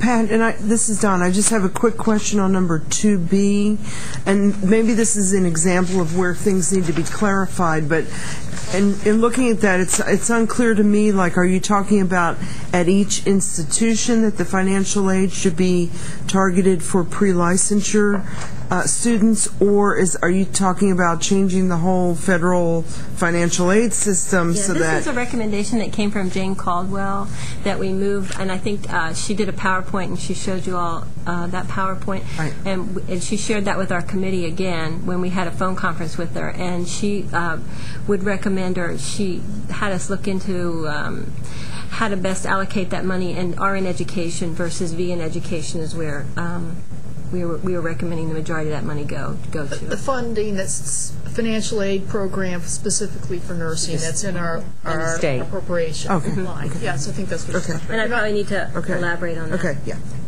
Thank you. Do we have any other comments? We could spend the entire rest of the meeting going line by line. Oh, no, don't be sorry, Pat. It's great. I didn't know, when I started to say, well, you don't really want me to start, but... Yes, we did. We did want you to start. But the graduation rates are really something to take back and to think about, because if we look at it regionally, there's some areas that really need assistance. And the specific, I think Chris sent us the specific school graduation rates. Didn't you? Just a committee. Our committee has it. We have it by school. Yes. Yes, that was yeah, we all got it. Mm-hmm. Okay, so we will not take any action other than to request that the committee does prioritize and discuss potential activation of their recommendations. Our next committee is research, so Beth will be able to talk to us. This is the one, this is Beth, and this is the one that looks like PowerPoint presentations. Basically, to go over again, the Research Collaborative has 3 goals. First is to provide a forum for the grantees to communicate and collaborate. Second is to identify common evaluation measures that allow for comparison of project outcomes. And third, to develop strategies to maximize the dissemination of the research and the uptake of findings. At our last meeting, we reviewed those goals, and we told you that we would be operationalizing this work in 2 major ways. One is a website, and that website is cited here, www.angelo.edu/faculty/JLOUDER/NIGP. For those of you who are listening and don't have a copy of this, that would allow you to get into a listing of all of our currently funded grants and their status. Committee meetings are open to the public, and we are meeting associated with the Deans and Directors meeting. So our last meeting was in October. And in that last meeting on October 2nd, we received standing presentations from Chris Fowler, who provides information, technical updates on grants, which for the larger group I won't be reporting on today. Eileen Kishi from the Workforce Commission, and she provides new reports and data, all of which is available on their website. And so I won't review that. And Mary Beth Thomas advised us about the work that's being done through the ACE Committee and the review of the DELCES in preparation for a report out in 2009. Eileen, is the plan for that now, I think? Yes. So those were our updates, and we set then about our next task, which is to propose common evaluation metrics. And we have 3 major groupings of those. The first is student outcome measures. And major heading under that, of course, is graduation rate of any of the new programs. And after considerable discussion about the pros, the cons, the problems, etc., we did decide on the fact that it seemed most useful and most consistent to require reporting on time graduation and graduation on 150% of program length. We've just heard some of the discussion about why there are more than that and whatever, but that allows us, we're doing comparisons across programs, so we recommended those two. The second of three bullets for student outcome measures, or three measures, is NCLEX pass rate. Again, significant discussion. Should that be first-time pass rate or pass rate within the first year following graduation? And pros and cons of that were discussed and decided that when you're reflecting upon a program, most reflective, though not the only reflection, most reflective is first-time pass rate. And so we propose first-time pass rate. The third area we thought very important to look at is readiness to practice. Ultimately, we are a practice-dominated profession. The students go out and get employed in the state of Texas, and we want to know about readiness to practice. Some grants do not have this as an element clearly, and I should have said that up front. Some of the grants are really not gauged at student success. They are the portal grants. We'll have different sorts of measures for that. But in this case, when you have students, graduation rate we could operationally define in those two terms. NCLEX pass rate we could operationally define for all in terms of first-time pass rate. Readiness to practice, we could not come to a complete decision as to what that measure should be. Part of that reflects the great variability in the programs. The other is local and regional differences in how employers measure. Some use PBDS, and that's increasingly being used by employers. Some schools have the ability to do objective structured clinical evaluations through simulation, otherwise known as OSCE.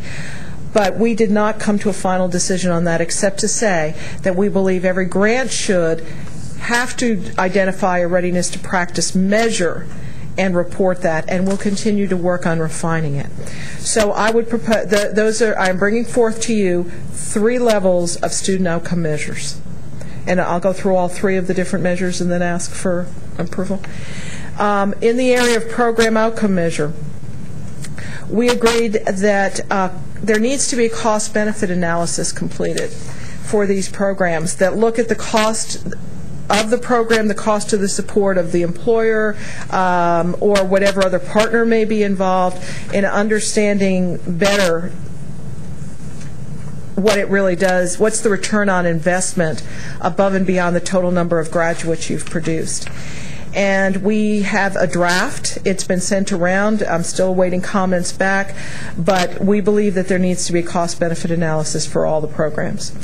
And then secondarily, that employee turnover rate at 6 and 12 months, to the extent the programs can track 12 months out, we believe that that's a measure of the program's effectiveness. So we propose that. Lastly, in the area of qualitative measures, we believe we need to track satisfaction from the level of student, faculty, and employer. We do not currently have standardized forms. That's our goal. But as a standardized tool, that would be our goal. But we would request that every grant report satisfaction, comparing themselves to the experimental course that they're doing or activity that they're doing to a traditional in some way, and looking at satisfaction. And we, as I say, desire to come up with common tools, but that will be done over time. So that is the work that the committee has done and we bring before you. If you agree, those are the things we'll go forward with, and then after any discussion, I'll talk about next steps in other areas. Are there any questions about those measures? This is Eileen. I guess this relates to your report as well as to Pat's regarding the on-time graduation rate. I noticed that it's all set on a standard of 2 years for ADN as well as BSN programs, and I didn't know if there's options for really looking at what the true rate is for programs that are longer than that. Our definition of on-time graduation is based on the program. So, for example, the study that we're doing now is 16 months. Is a 16-month program. Okay. So we would report on-time graduation for our 16-month program. And then we would do 150% of that. So it would be specific to each program. Given the variety, because the length of time of programs is one of the most important things that schools are looking at to do it more efficiently. I think we have one program that's actually in 12 months now. ASU's, I think, it may be 9. It's a transition LVN to RN program. So to say it takes 2 years and measure them at 2 years out is well past the point of their program end. Okay. 'Cause I just thought somewhere the definition was 2 years for an ADN or BSN program. It's on that. It's 1 year for it's the length of the program. An articulation, so that it wasn't specific for the program. There was a standard across the state. So I think my point is that you have 2 different graduation rates, and they're going to be figured differently. Well, for the graduation weights we calculated that you saw on that one sheet, it's based on 2 years plus another year. So it's basically the 150% is calculated at a 3-year point from the semester a student first entered the program. So it's we look at 100%, but the calculation of the graduation rate is at 150%. For their programs, they're experimental. They're looking at, in many cases, accelerated programs, and so they have to be different, or as Beth alluded to, they wouldn't make sense looking at the ASU program, which has a very fast track LVN to RN track, and suggest that these people graduate in 2 years and then give them 1 year and then another year beyond, or 6 months beyond that, because their point of the grant is to see if we can accelerate their graduation from LVN to RN. So I just want to be clear about that. They're different. Thank you. Right, for the research part. They're very individualized on the research grants versus what is normally applied at the state level. Yeah. I guess I should have just said this earlier with Pat's report, that the 100% graduation on that doesn't really truly reflect 100% graduation for programs that are shorter or longer than what the standard is. Other questions on those measures? It's probably just me or the time of day, but why would you calculate 150% if you're just looking at if you're looking at specialized programs? Either they completed the program on time or they did not. The same notion as things happen in people's lives, and we are currently reporting. We've selected in the state for good reasons 100% and 150. So we will report the same kind of just to parallel that structure. Okay. Beth, can I mention something that's just kind of occurring to me? It's kind of unrelated to your presentation, but I'd be curious, since we are going to have another grants competition very soon. We'll probably have to write the request for proposals in March, or have them presented to our board in March. I'm interested in knowing the committee's ideas about whether all grant programs should have external evaluators like the 2 large grants have now, whether that should be a requirement, whether it would be perceived as helpful on a smaller scale versus these large grants. I wonder if you could bring that up to the committee. I'll be glad to take that back to them, because I could only respond in an N of 1 today. But we certainly found the individual we contracted with to be very helpful, and so we've had a very positive experience with him. But I will bring that back to the committee and have them respond to that. Thank you.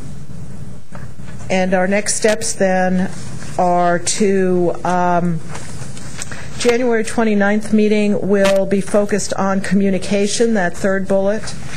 Our third goal. And we will be talking about communication, distribution of information, the possibility of creating a cookbook of best practices for specific issues that have been studied. So the example being, can we find a way to communicate information that lets a school that's having a problem with retention or faculty wants to share faculty or working with service partners can quickly identify which of the grants had that as an element and who they can contact and how we can communicate it. Are there ways for us to do that? So better indexing and distribution of information. So that will be the primary goal of our January 29th meeting, is communication.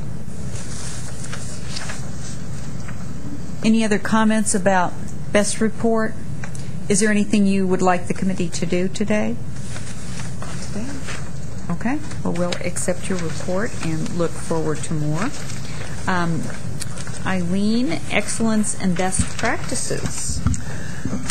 Everybody should have received our report. I don't know if did it get all the way around? It looks like this. I think it got between Pat and Barbara. No, it's going the other way, Barbara. There you go. Thank you. We have great committee members as well, as echoed by the previous chairs of the committees. Pat Allen is on that as an ACORN rep, and Joyce, as well as Mary Beth Thomas. So we have some fun discussions about what is excellence, or how do we recognize that in Texas. And we were looking at the differences between excellence and that is notified, or identified at the national level. Okay. Versus what we might want to do in the state. And we really did not want to duplicate what is done already by NLN and their Centers for Excellence. And we thought that that programs that truly wanted to achieve that level at the national recognition should be encouraged to do so. But in Texas, we wanted to identify ways that maybe programs that are smaller and may not have the ability to really meet the national excellence criteria could still be recognized and have a support and encouragement to expand and do new and creative things. So the committee at this point is recommending that we call the recognition in Texas the Texas Nursing Education Program of Distinction, so that there would be areas of distinction. And it's great with technology to find all kinds of definitions about distinction these days.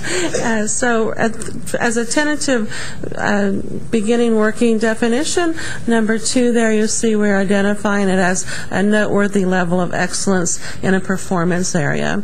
And we may want to expand that performance area to include things that aren't just psychosocial or such quantitative kinds of things, but maybe more affective areas as well. So that's something that will continue to get developed.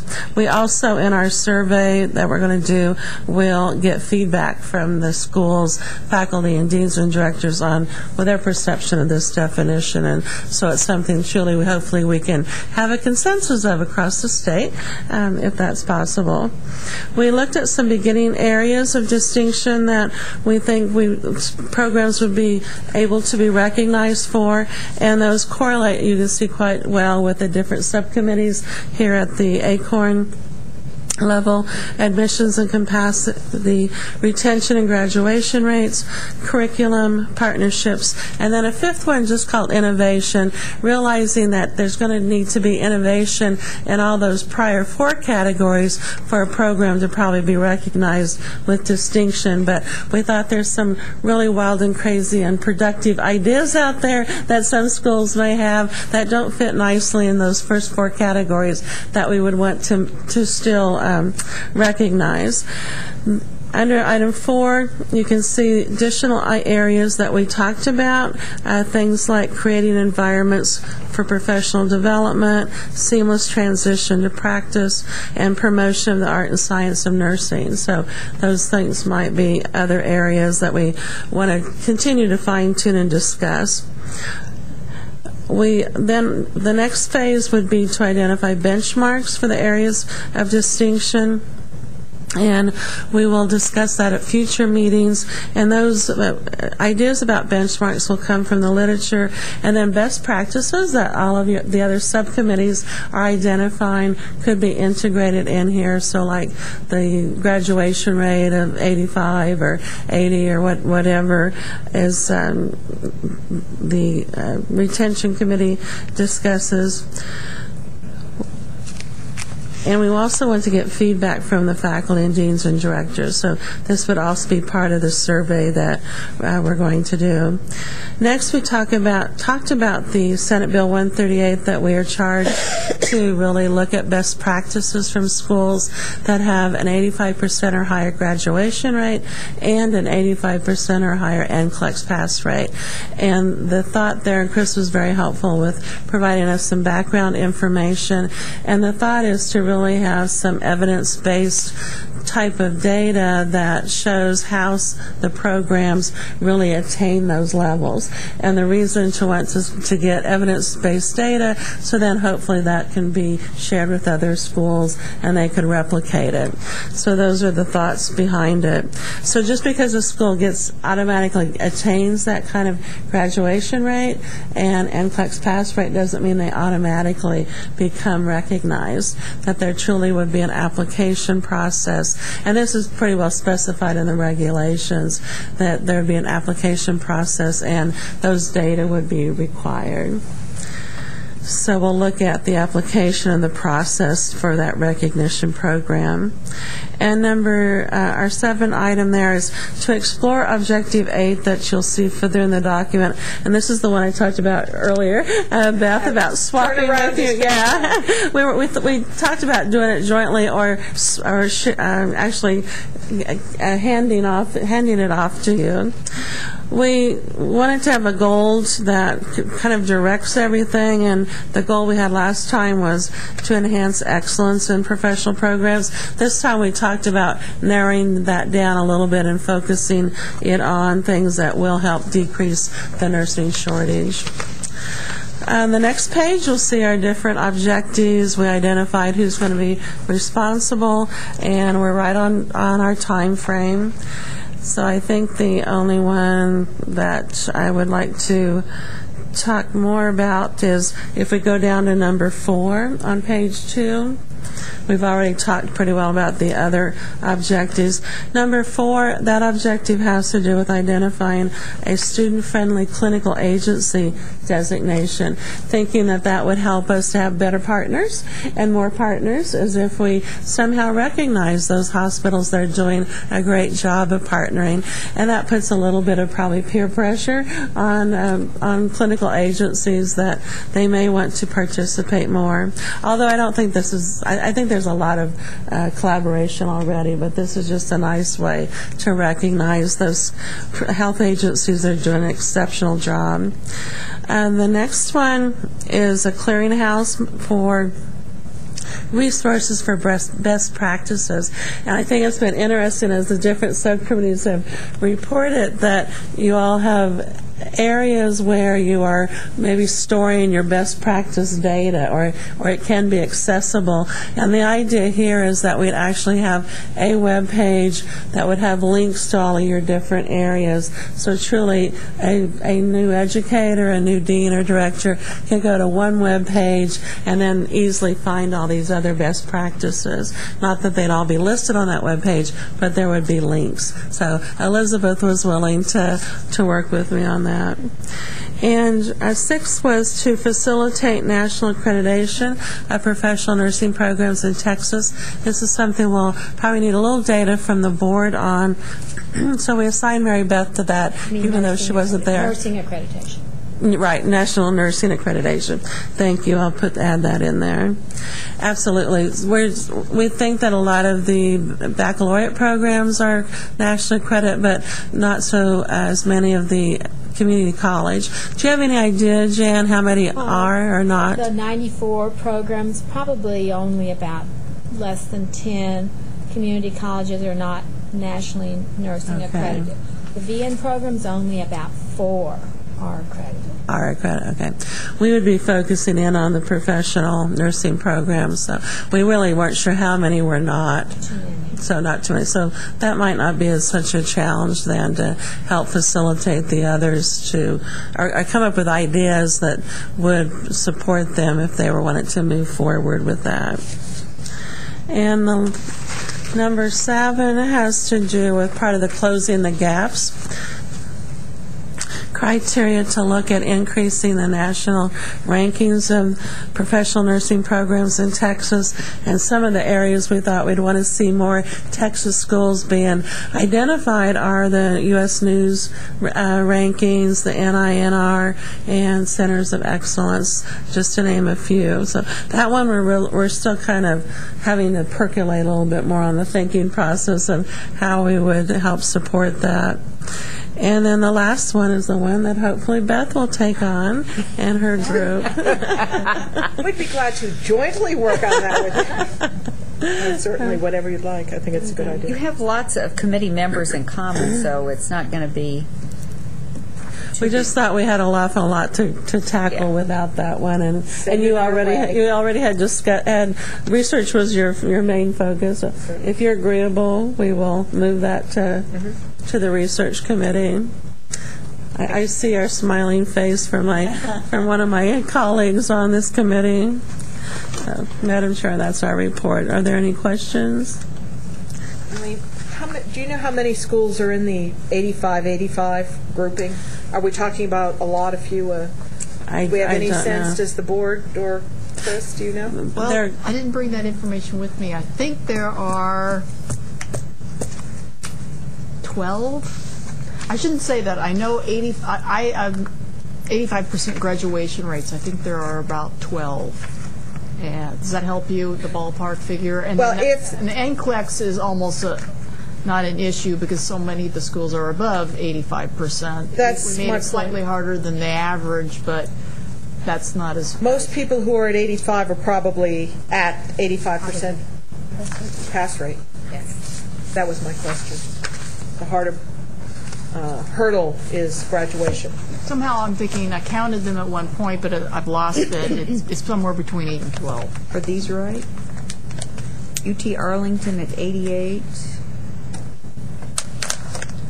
Stephen F. Austin at 89. UT Houston 88. Texas Tech 91. Glenn 85. Brookhaven 100. That must not be. That must be. Is that increase? No, it's NCLEX, I think. No, she's saying graduation rates. Graduation rates? That's what it says. There was nobody at 100%, so I think you might be using an old document there. 13? 13, oh, okay. Oh, 13. All right, there you go. Is Blinn on there? Yes. Oh, okay. I don't remember anybody at 100%. Were they at 100%? No, Brookhaven was at 100% because they just started. 100% graduates. They had like 4 people. Yeah, I graduated. I know that one. It was Just trying to scope the work for that objective. And all of them may or may not apply. Okay. Arlene, The point is we want evidence to show that their graduation rate is based on some strategy, activity that has led to those high rates. There, as I like to say, no free lunches for in the state of Texas. Any of the programs in the state. And we anticipate very likely that there'll be incentive funding for people who reach those types of graduation rates. I can guarantee you those programs are going to come up with some strategies that they used, especially if there's funding. Well, they better have the data to back it up. Oh, they will. They will. Chris, do you think then that, like, you're looking at a comparison? I mean, I know the group that's working on this will discuss that, but it almost seems like they'd have to have some kind of comparison to show how best practices brought them to that level. Comparisons? What do you mean by comparisons? Well, that if you're showing data to that means that that's causing an impact for your retention rate to be 85% or higher. Right. There's implication that it was lower to start with, and you've done something to bring it to that level. Well, that's going to be a challenge for some programs, based on what kinds of students they enroll and how difficult it is to retain them in the program. This is Barbara. That's what I was just going to say. You know, it makes a difference what applicant pool you have and the application process. I mean, we're a small school. We don't have very many applicants. We end up accepting a lot of students with a lower GPA than, say, some of the universities that may have. I mean, you know, they've already been through 2 years of a university, and a lot of them come to the nursing school with a 3.5 or greater. And we don't have that luxury. So I think that impacts your retention and your graduation rates right there. Right. So, you know, it's not all about strategies. Sometimes you start with a different I think there is an effort that we're going to, where people who have increased their graduation rates will also be recognized. I think there's in the rules it says if you're above 50% and you increase by more than 10% from 1 year to the next, you can also be recognized for that and be eligible maybe for funding eventually. And so it's not all going to be schools that maybe have some advantages in their applicant pool. Although if you thought creatively, maybe, you know, you need to improve your applicant pool. That could be part of a retention strategy to some extent. I mean, there are different ways of looking at it, but, I mean, nobody denies that, you know, some schools have a harder time at keeping students in school than others. So, Eileen, for best practices, I agree with the 85% for graduation rate, but I think the NCLEX rate needs to be 90%. I think 85% is too low. This is Eileen. Actually, that's part of it's what's in the regulation. So, but here's an opportunity for you to change that if there are a number of people who, you know, believe we should have more strenuous. So that could be. That could be part of your research. Or the see research where the cut scores are for the upper quartile. If they're clustered, and this is Beth, and I think it is true in Texas that we have a fairly high performing group. So if you're trying to use NCLEX performance to differentiate in a group to identify excellence, you're probably going to have to narrow that pretty tightly up top. But that's work you can. But if you only got 12 programs already that are 85, that's not that many out of 94. That's the top 10% of the schools. Which is probably what you're looking for. The small programs, you know, to get 90%, to get 85 is a struggle. You know, if you got 300 graduates, that's one thing. But if you got 30, you know, then that's really a struggle. Because if you have three or four people, you know, you're screwed. Although some of the small programs did well on the graduation rates, and part of that was probably a lot of hand-holding. There's something to be said for a lot of attention paid to students. Thank you, Regina, for your comment. If we have an opportunity to modify those, have impact, I guess, on the regulations, that would. Well, and that's not to say we wouldn't necessarily want to look at it, but we don't want to make it so high that, you know, 2 schools out of 90 are all that qualify, because then that's almost like not recognizing anybody. But I think we also would like to recognize people who show improvement, right, and even to provide incentive funding for them as well, if that were possible, because we do have people who we know have a rough road to hoe. So, and this is Eileen, probably having like 12 or 13 different schools would provide us an array of best practices that would give us more information and help for schools than maybe a lot even narrower amount of schools. It's just one way to think about it. Thank you. Any other comments on Eileen's report? Well, we'll let that committee take a look at those parameters and see if we need to request an adjustment to them. Is there anything else that committee would like for ACORN to do today, based on your report? No? I guess just probably if the committee is supportive of this idea of these programs of distinction rather than using the centers of excellence term. I mean, we've had a lot of discussion about that. It's kind of like two paths on the road. We need to pick one and stick with it. So if there's opposition to that, we need to know that probably now before we proceed. Hearing none, I would say thank you. The fact that you've identified the different areas, I think, also will give schools lots of different ways to be recognized, and I think that's really important.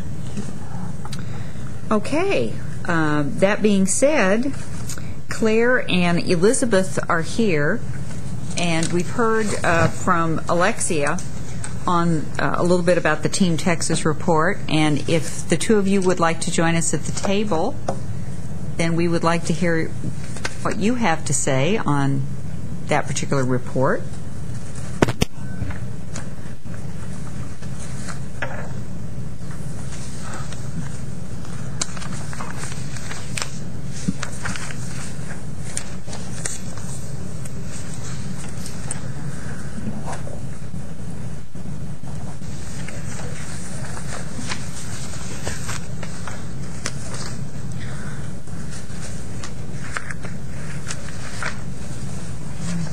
Thank you. At least it's red. It keeps me awake. Can we start? Yeah. Good afternoon. I'm Elizabeth Schoberg, Associate General Counsel at THA, and work closely with TNA on all the different nursing issues. Claire convened a work group back in February of THA and TNA and said, what are we going to do about the nursing shortage and funding? And so we have met almost every month, if not every 2 or 3 weeks, just as you do, to identify what the strategy might be to address the nursing shortage and to obtain funding. We have established a website. It's in the process of being populated. We have worked with the chambers, with the economic development councils, the Metro 8, Anna and Beth, and who else is on the committee that's here? Right, Ms. Hamilton's back there. So anyway, what we've done is we did, under the guidance of Beth, develop a concept paper.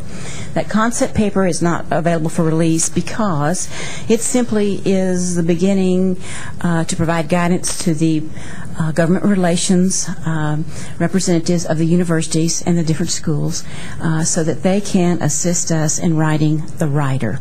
When you're seeking money, you seek it through the rider and the appropriations process. So we are still in the process of fine-tuning our ask as far as the appropriations money, and then the concept paper will then be available. But the paper, what's being fondly called the red paper, or is something that has been through, I think, 5 revisions by the group, and so it does have there, the problem, how Texans are affected, and the solution. The purpose of this piece of paper is for use with the chambers and for anyone who wants to visit and share general information. If you need more detail, then we go to the coordinating board and other sources to get the specific numbers, the Texas Center for Nursing Workforce Studies.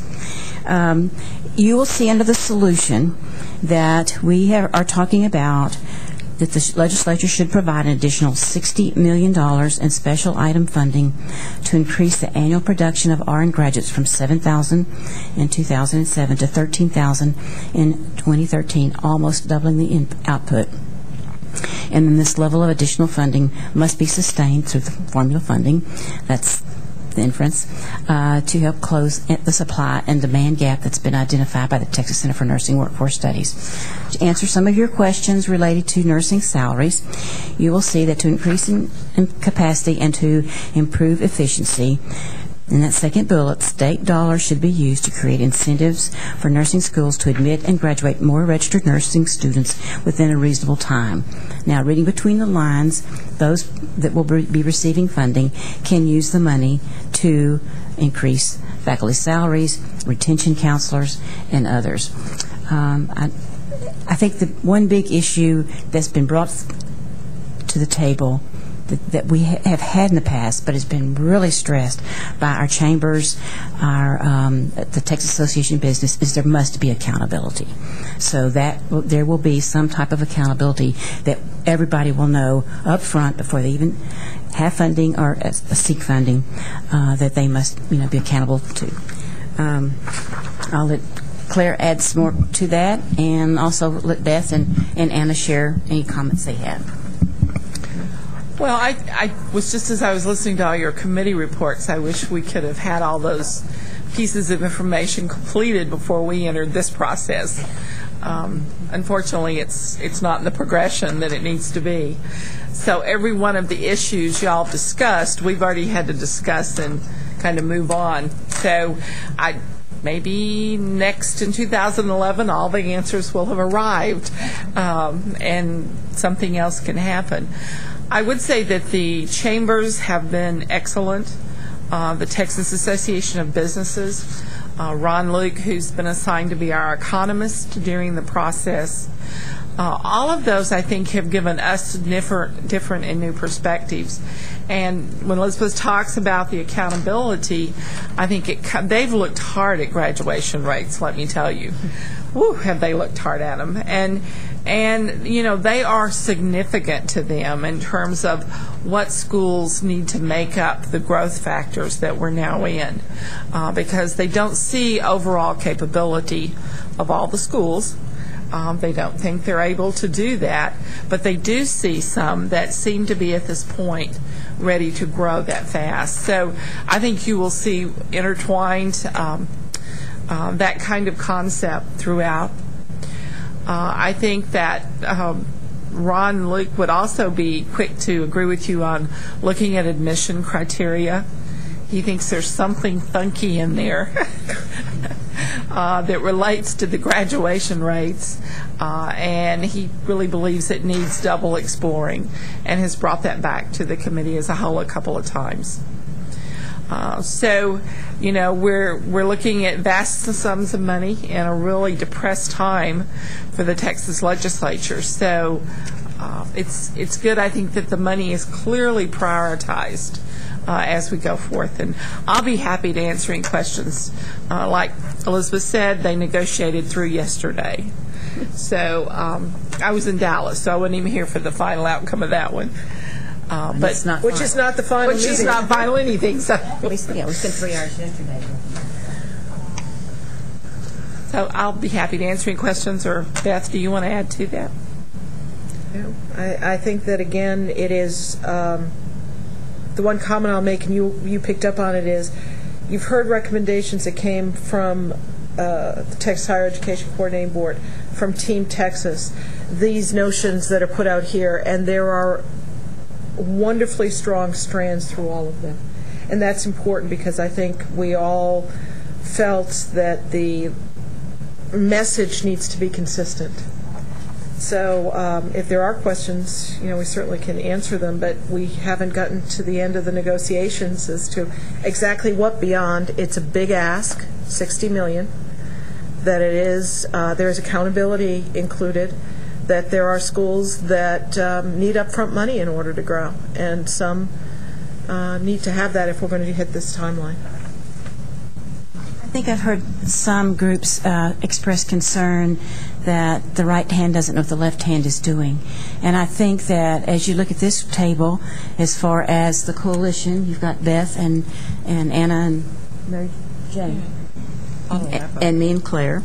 When it comes to Team Texas, once again, you've got Beth and Elizabeth and Claire, and then there's been and Chris. So there's been an overlap of a lot of us that have been discussing the same issues, but approaching a solution and in different manners. Because as we've said, one size doesn't fit all for this solution, so it's going to be different, and so it'll be up to the different groups to be successful and allow you to be even more successful. As Susie Sportsman says, they are us. This is Eileen. I guess since we are all in this together, I keep thinking about how the legislators will view different groups of nurses requesting different amounts of money, I mean, it's all still going to come out of one pot. Ultimately, I would think from the legislature. So how will that be perceived? Are you talking about the $15 million right. that was at? And then there are other pieces. I mean, it is one pot, the legislative pot, right. but I think there are distinctly unique characteristics in some of the asks as far as what goes forward as the Higher Education Coordinating Board request has got to go as the Texas Higher Education Coordinating Board's request, and it can't go into the other issues that are over here. They can't go there. So that becomes the challenge, is trying to at least help them see the crosswalk. That's my concern. They'll say we'll fund one and we won't fund the other or something. And I understand what you're saying. It's from different. They'll be in separate bills. Is that what you're saying? Oh, well, no, possibly not. Pardon me? Possibly not. Oh. I mean, well, the legislature takes the asks from everybody and melds it into whatever suits them, and there are a variety of bills that suit different people, and then they have to choose among them, and there's usually an enormous compromise at the end. Okay. But for the coordinating board, we've asked for an additional $10 million to the professional nursing shortage reduction program, and I believe it's $10 million for the hospital-based education grant program, which was the one that was not funded previously that Barbara talked about earlier this afternoon. That's where the hospitals would award the degrees in collaboration with a nursing program, and their activities would be initially funded by grants from the coordinating board, somewhat similar to how we're funding grants through the Nursing Innovation Grant Program. So anyway, we have, of course, a lot of things on our plate, and that's what our board chose to give to nursing as an exceptional items request for this next budget period. But there are obviously other interest groups that have larger asks or different asks, and they have to be all consolidated in some way, and hopefully we'll get something out of that. Yeah. I think so much has been accomplished by the working together that I have to admit, I'm not being from Texas, I'm still not clear how all this always works here. Well, that's okay. We're not either. I think, the reality is we've met with a lot of legislators. We have their clear opinions, and we don't know if they'll be in charge or not. We're within one vote of a different speaker. And if that occurs, everyone who's in a commanding position with power will move totally to the end of the list. So even now, knowing if we're listening to the right people is very, very difficult. I will tell you there are a lot of private interest that are coming into Texas in nursing that would love to have parts of money, especially the $10 million that came from the bill the governor designated last time. So I do not believe we know even all the people that might emerge at the table asking for money.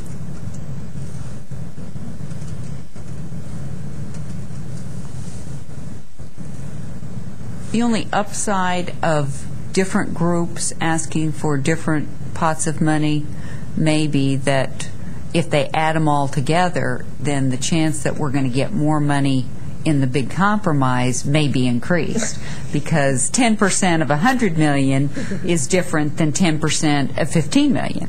So maybe the more you ask for, the more likely you are to get something remotely close to what you think you need. Gambling probability. I have to say, too, we're so blessed to have 2 RNs in the House at this point. Yes. Donna has worked diligently as part of Team Texas, too. And so she's got a whole staff knowledgeable about where we are at this point. And Kathy's from the board is on Texas, so she hears for it. This is Anna. I just thought, Claire, it might be useful, and Elizabeth, for you all to talk a little bit about the website and the advocacy side of this initiative once it's... Okay, the website. I mean, it's on the page. Right. The website will be, let me go back.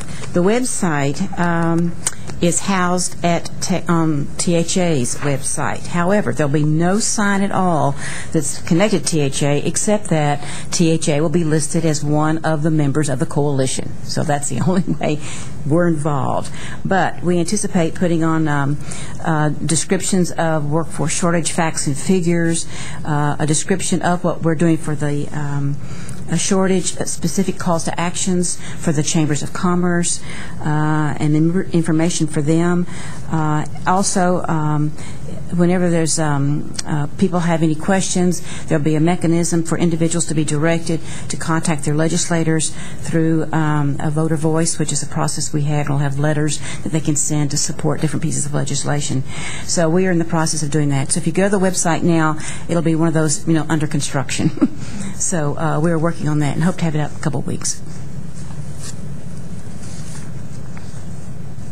I like the name you use for your website. Yes.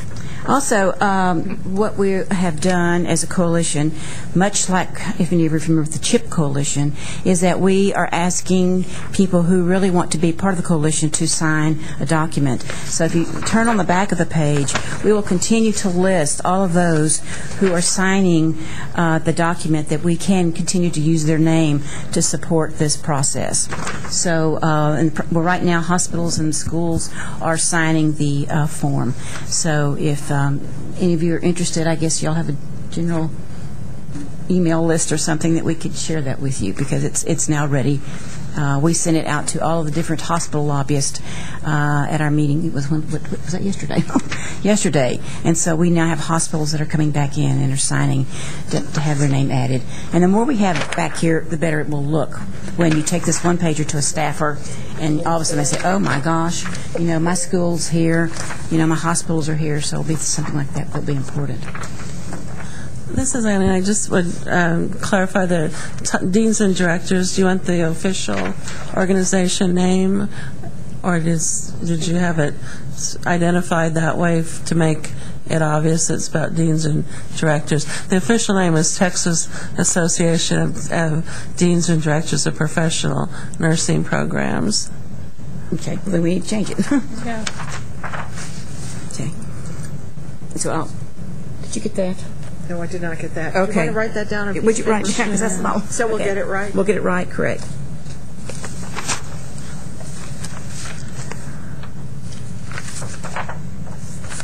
think one of the greatest challenges when you start this process with the legislature is taking the state of Texas, which is so vast and large, and our 96 schools of nursing, and making this one ask, one show, one story.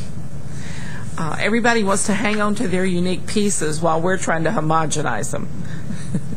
And it is a challenge. I will tell you, it is a definite challenge. And this is Anna, and sort of the theme for the day. Again, thank you. This is a really hard job on the ground, Claire and Elizabeth. That's really appreciated. If there are no other questions or discussion, thank you, Elizabeth and Claire, for clarifying that. It's now time for us to entertain any public comments of individuals that are either here. Mary Jane left. I thought maybe she was going to give us some public comments. Or anyone who is with us on the telephone. So if any of you are out there and would like to comment on any of the discussion we've had today, please feel free to do so. Leanne, this is Bonnie Higgins. Can you hear me? Yes, Bonnie. Speak up just a little bit. Okay, I will try to do that. I had a couple of questions on the RN document, the new curriculum model. Just some clarification. On page 13.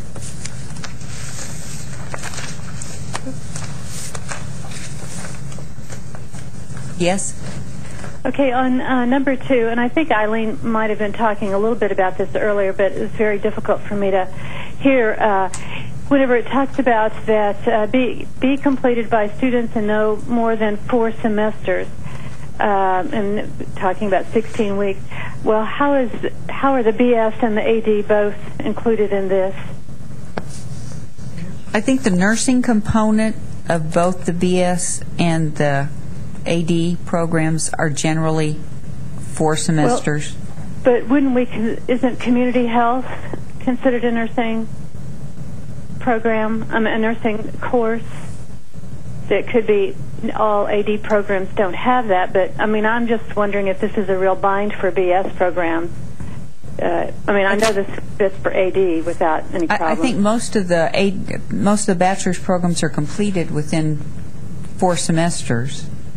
And I think that that's what we'd have to be very careful that there are not some unintended consequences. And we're talking about bachelor producing pre-licensure as opposed to master's producing pre-licensure. We only have one of those right now, but there may be more in the future.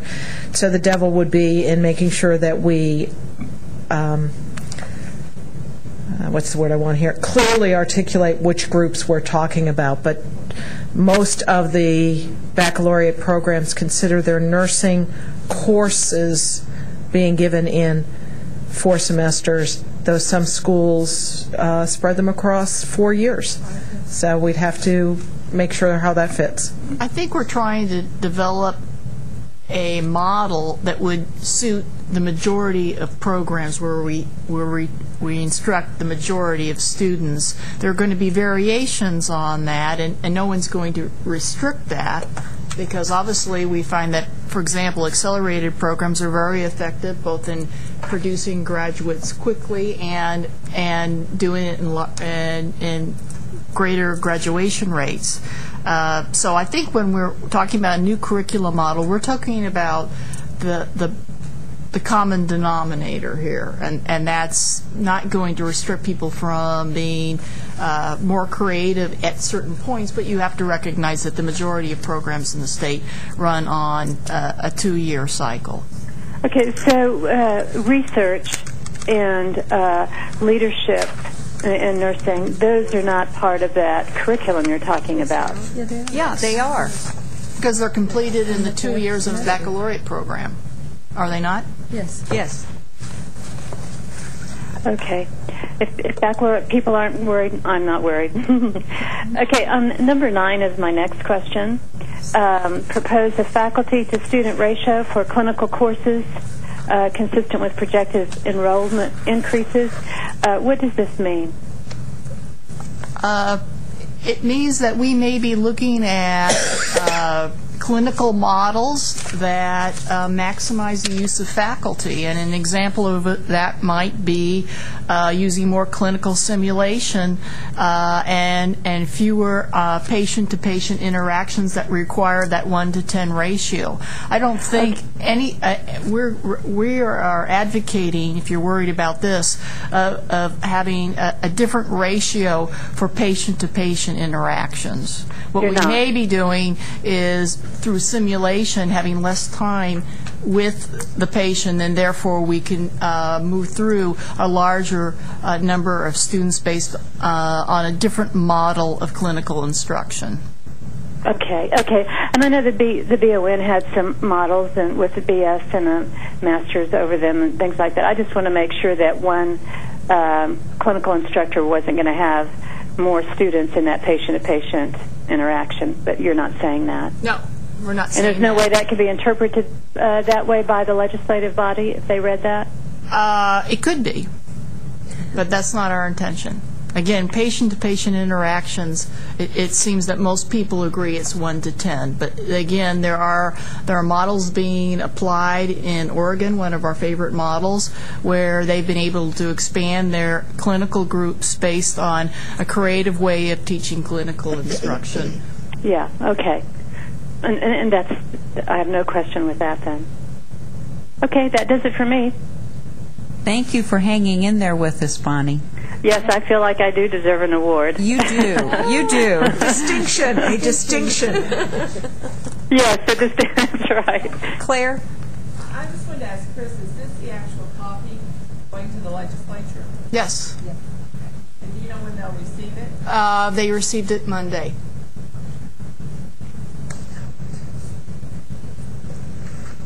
Are there any other public visitors out there in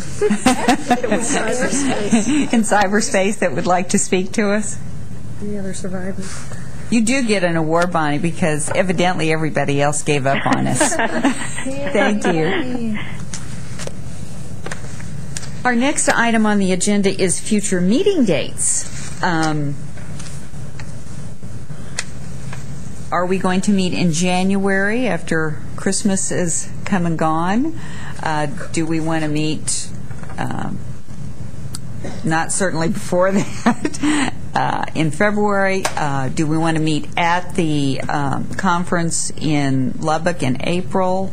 All the above, none of the above. I want people to have enough time for the subcommittees to do a little bit more work. Deans and directors is probably in conjunction with your meeting. Yeah, we're doing the 29th. So it's like the... Another way to ask this is, we have, I guess, allotted an hour and a half during the Lubbock conference, which we, of course, encourage everybody to attend. And we could use that for purposes of anything the ACORN committee would like to do in terms of survey responses, kind of an assembly to discuss patient safety issues or future research or hospital-based partnerships, which is actually somewhat the theme of the conference. And so if you would like to think of things we could do in that hour and a half, we could fill it, I think, the coordinating board with some of our other items, but we would also like to give you an opportunity to develop a session at the conference. And so we would like to meet before the conference to develop our session. Yeah. Or could we do that on a conference call? Could we do that via a conference call? The planning for that April meeting, rather than physically get together? That's the pleasure of the group.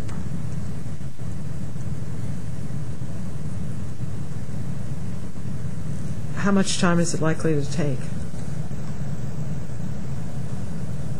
Well, that's the only agenda item. It wouldn't take long. It could be long, though. Unfortunately, Barbara has left. I mean, Pat has left. Because she going to have a chance to have talked to her committee and maybe bring back some of that information that we would really want to digest and discuss as a group. And maybe use some of what her committee worked on as what we would want to talk about. Because clearly retention and graduation is a big part of our work here. So perhaps we could check with her, and if indeed she would have something ready to go, I would imagine that could well take 2 hours for discussion and some of the other strategies. Building a hour-and-a-half presentation and getting it done before people leave. Mm-hmm. So that's what gets hard once everybody leaves here to do that. This is Anna. Don't a lot of y'all come to that Deans and Directors meeting? I mean, would it make sense to try to find a corner? I know you have other meetings that meet in conjunction with it, but... What day? I'd meet over lunch. It's going to be January 30th. Which is Friday. Mm-hmm. Yeah, but then half the group is the afternoon of the 29th is the meeting. How many? Tobogany meets that afternoon, and Toden meets that night. And are you meeting in the morning? We meet in the morning. So basically... How long are you guys going to meet? All morning? What time are you meeting? 7? Oh, God, no, woman. I don't do 7 a.m.s, not if I chair a meeting, not if I can help it. Well, are you trying to think if maybe we can double dip the morning? Uh-huh. It's negotiable, sure. How much? 8 to 10 for one meeting and 10 to 12 for the other? 8, hard. 8's hard. 8 to 10. And you can't get out of either meeting. I can't get out of either one. I'm hosed. Yeah, I think we could probably do that. Would that work? Would that work for people? And then for a significant portion of people, they don't have to go Are you twice. having your meeting here?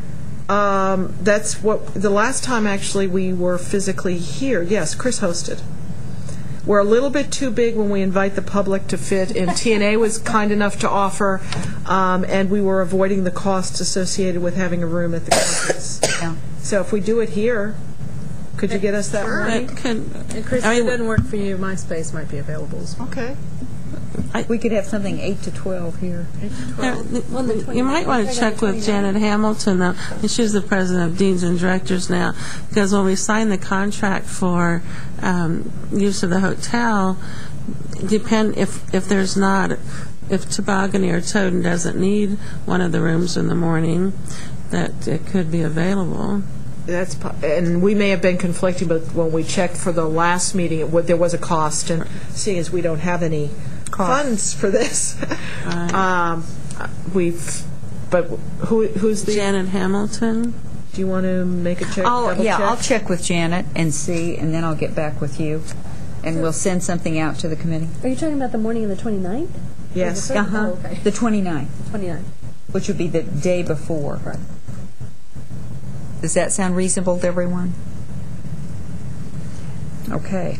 So we'll either meet here or at the Omni. It's at the Omni, right? Omni South. Agenda items for our next meeting in January, then we will look at what we would like to do. We'll check with Pat and see if she can have something reasonably ready for us to look at for her committee that we might want to utilize in the conference in Lubbock in April. I know Chris also would like for us to talk about focusing on the next NIGP competition and what kind of a focus would we like to have for that. So we'll put that on the agenda. And we will have new committee appointments in March. So current appointees whose membership expires in March will need to reapply for appointment. We will, the coordinating board will be soliciting applications across the state. In the past, we have not had to do that, but I think committee appointments for the coordinating board and their policies have changed somewhat, so we will be soliciting applications from across the state. So those of you whose applications, whose membership appointment ends in March of '09, Peggy Olland, Pat Allen, Joyce Batchelor, Regina Jones-Johnson, Josefina Lujan, will want, if you would like to continue on the committee, will want to apply for another committee appointment. And Ed Russell's position. Yes, and Ed Russell's position. And if you know of anyone... He's service, right? Yes, he's service. What region was he? Small rural hospital. I know any small rural hospital. I know lots of small rural hospitals.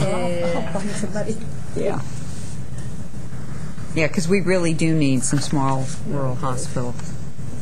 And can they do that, send a letter now, or do they need to wait until the... I think we should, I'll have to check, because the procedures have changed, whether it has to be an application. Normally it's just a letter, but I'm going to just clarify that. So in January, we'll let you know about those applications. Elizabeth, I have a question for you that we talked about when you weren't here. Does THA collect any kind of data on satisfaction or lack thereof from hospitals in general on new graduates' performance?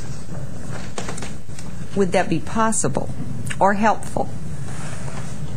You may think about that and get back to us.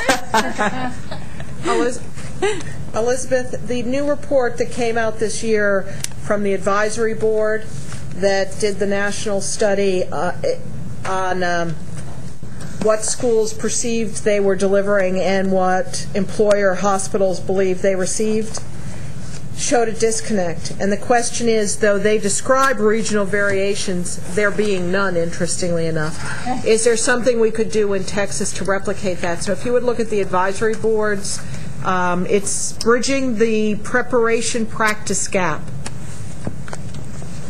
And if you want to scan, Chris has the books.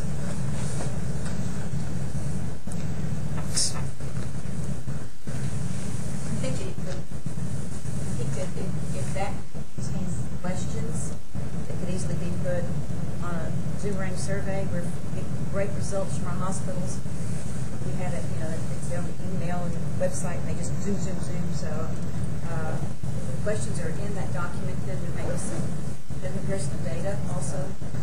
This is Ann Elizabeth. I'll follow up with you because I've kind of been working on this locally. We have it on SurveyMonkey. If they give us permission, we'll see if that's doable. And use her address list. We'll talk. I think the data would be helpful to us because we hear all these, the hospitals don't like what we have. Well, okay, let's find out. Why don't they like it? And in general, because it's always specific. We do specifics. DTAR loves Victoria College graduates. Seton loves Austin Community College graduates. So who is it that doesn't love our new graduates, and what is it that they don't love? And that may mean we should do the same thing for nursing schools. And Right. maybe we need to look at that for deans and directors or some combination to send out if we can get permit. If you're going to have a conversation, who's ever going to have the conversation with the advisory board to use their survey, do they have, and they typically don't have a problem with this, replication, is to ask for it for both hospital side and school sides. That would be into the deans and directors group? I don't know which is the best. That's probably the broadest population we have. probably. I can't think of another way to do it. 94th group. That's comprehensive. So we'll have statewide initiative, maybe feed Team Texas some data out of that. I mean, who knows? It'll go somewhere. Okay. Does anyone else have anything? We get an award because it is 1 minute before 3. Yeah, you get an award. And we wouldn't have bet that would have happened at lunchtime. No, we wouldn't. We wouldn't. I have one more attachment that was to my agenda. Is this just for reference? That was a summary of the curriculum model. Chris prepared that, yes. Thank you all for coming, and we'll see you in January, and we'll let you know where. Thank you. Thanks, Lynn. And thank you for lunch. And thank you, Chris. Yes. Chris does a lot of work of getting stuff ready, so we can just roll right along. If the technology works.